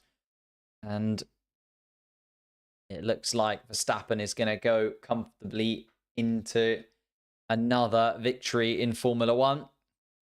Looking at the constructors' standings, though, Alpine would jump 3 points ahead of Haas, and they'd go up into 6th place in the constructor standings out of absolute nowhere.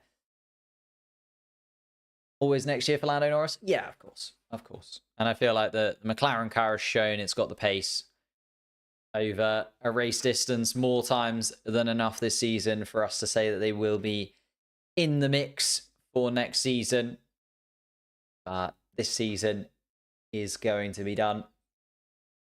Team of the day goes to Alpine. I mean, they just waited it out, didn't they? Ocon and Gasly getting it perfectly right. Just waiting and waiting and waiting on that first intermediate tyre stint. Of course, the red flag playing into their favour.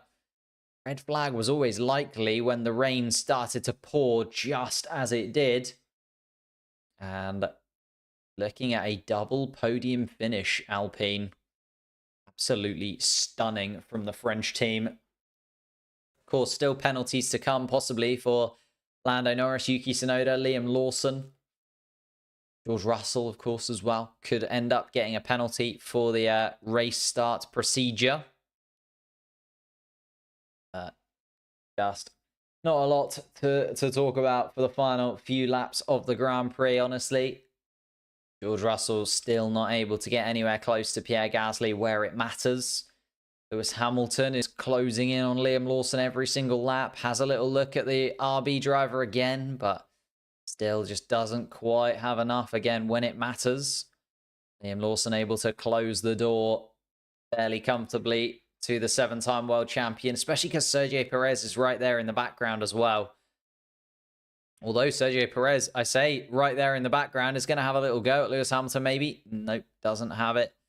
And the Mexican driver has to back out before they get to turn 4, so not able to go that time around.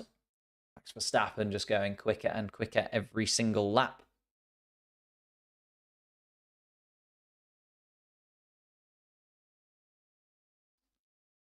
And Fernando Alonso on the radio under a lot of pain at the moment in the Aston Martin car, saying that he'll finish the track for the mechanics because they've done an incredible job today, but really struggling inside of that Aston Martin. You can see Fernando Alonso's pace just nowhere near.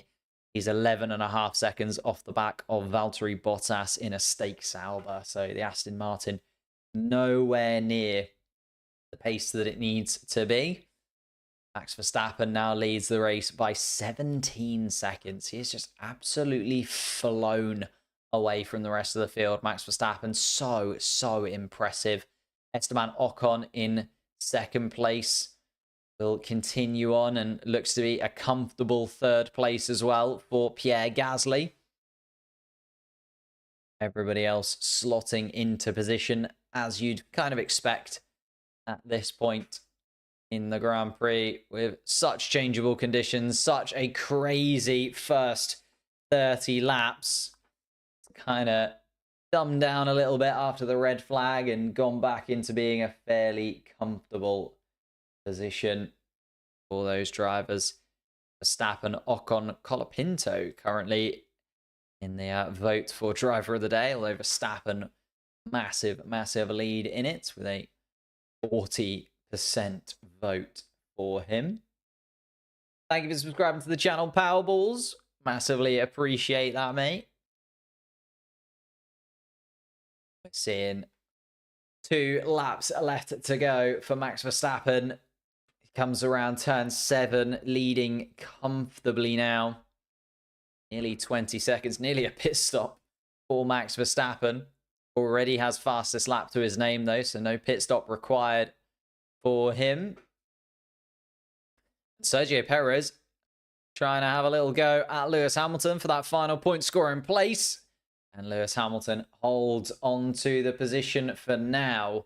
Hamilton just ahead of Sergio Perez in 10th, picking up that final point for the Mercedes team. Hamilton looking at Sergio Perez in his rearview mirror. And this time, Sergio Perez has to hold off once again. Thank you, Stroll, for a fun start. Max, Super Max indeed. He starts the final lap of the race then. Just 14 corners between Max Verstappen and another victory in Formula 1. He's managed 3 of them comfortably.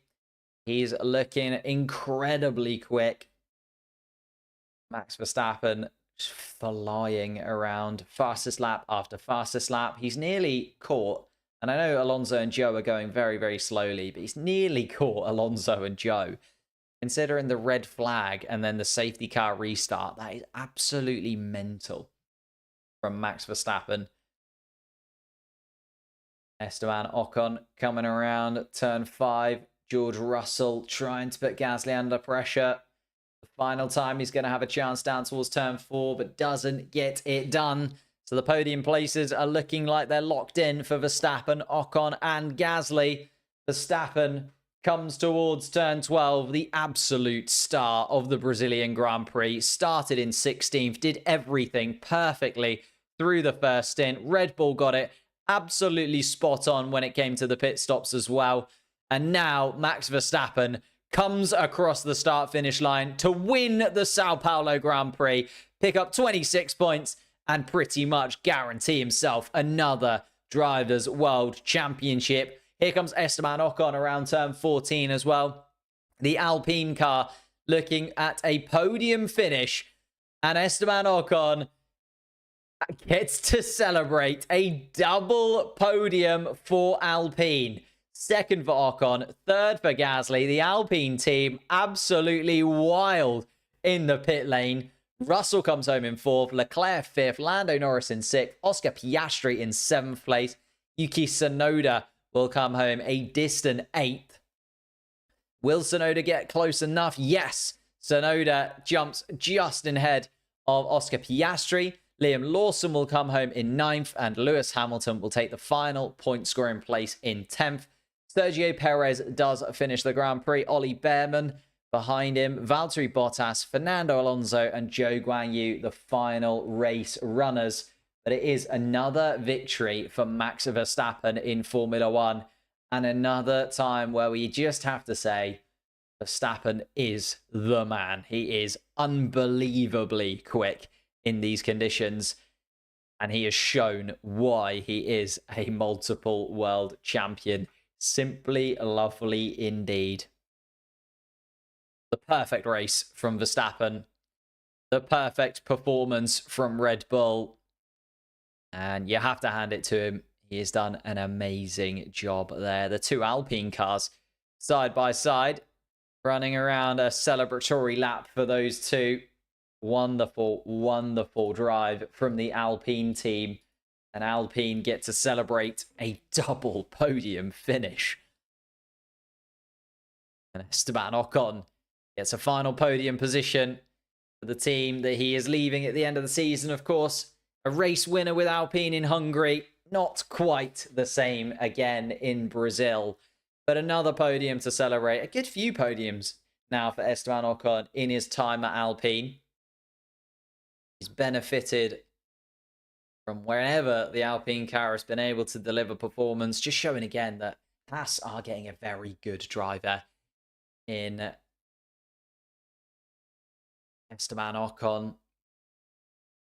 A little look. There is the final race standings then. Verstappen stands aloft the Red Bull car. 10 races without a win. And now a win that basically confirms him the man in Formula One once again. Absolutely stunning from the Dutchman. Esteban Ocon and Pierre Gasly come home in second and third. Russell fourth, Leclerc fifth, Lando Norris sixth, Yuki Tsunoda seventh, Oscar Piastri eighth, Liam Lawson in ninth, and Lewis Hamilton in 10th spot. In terms of the championship then, we look at how that plays out. Oh, I've got the wrong chat box on here still. We look at how that plays out. It does mean that Max Verstappen elongates his lead at the top of the driver's standings by a considerable margin.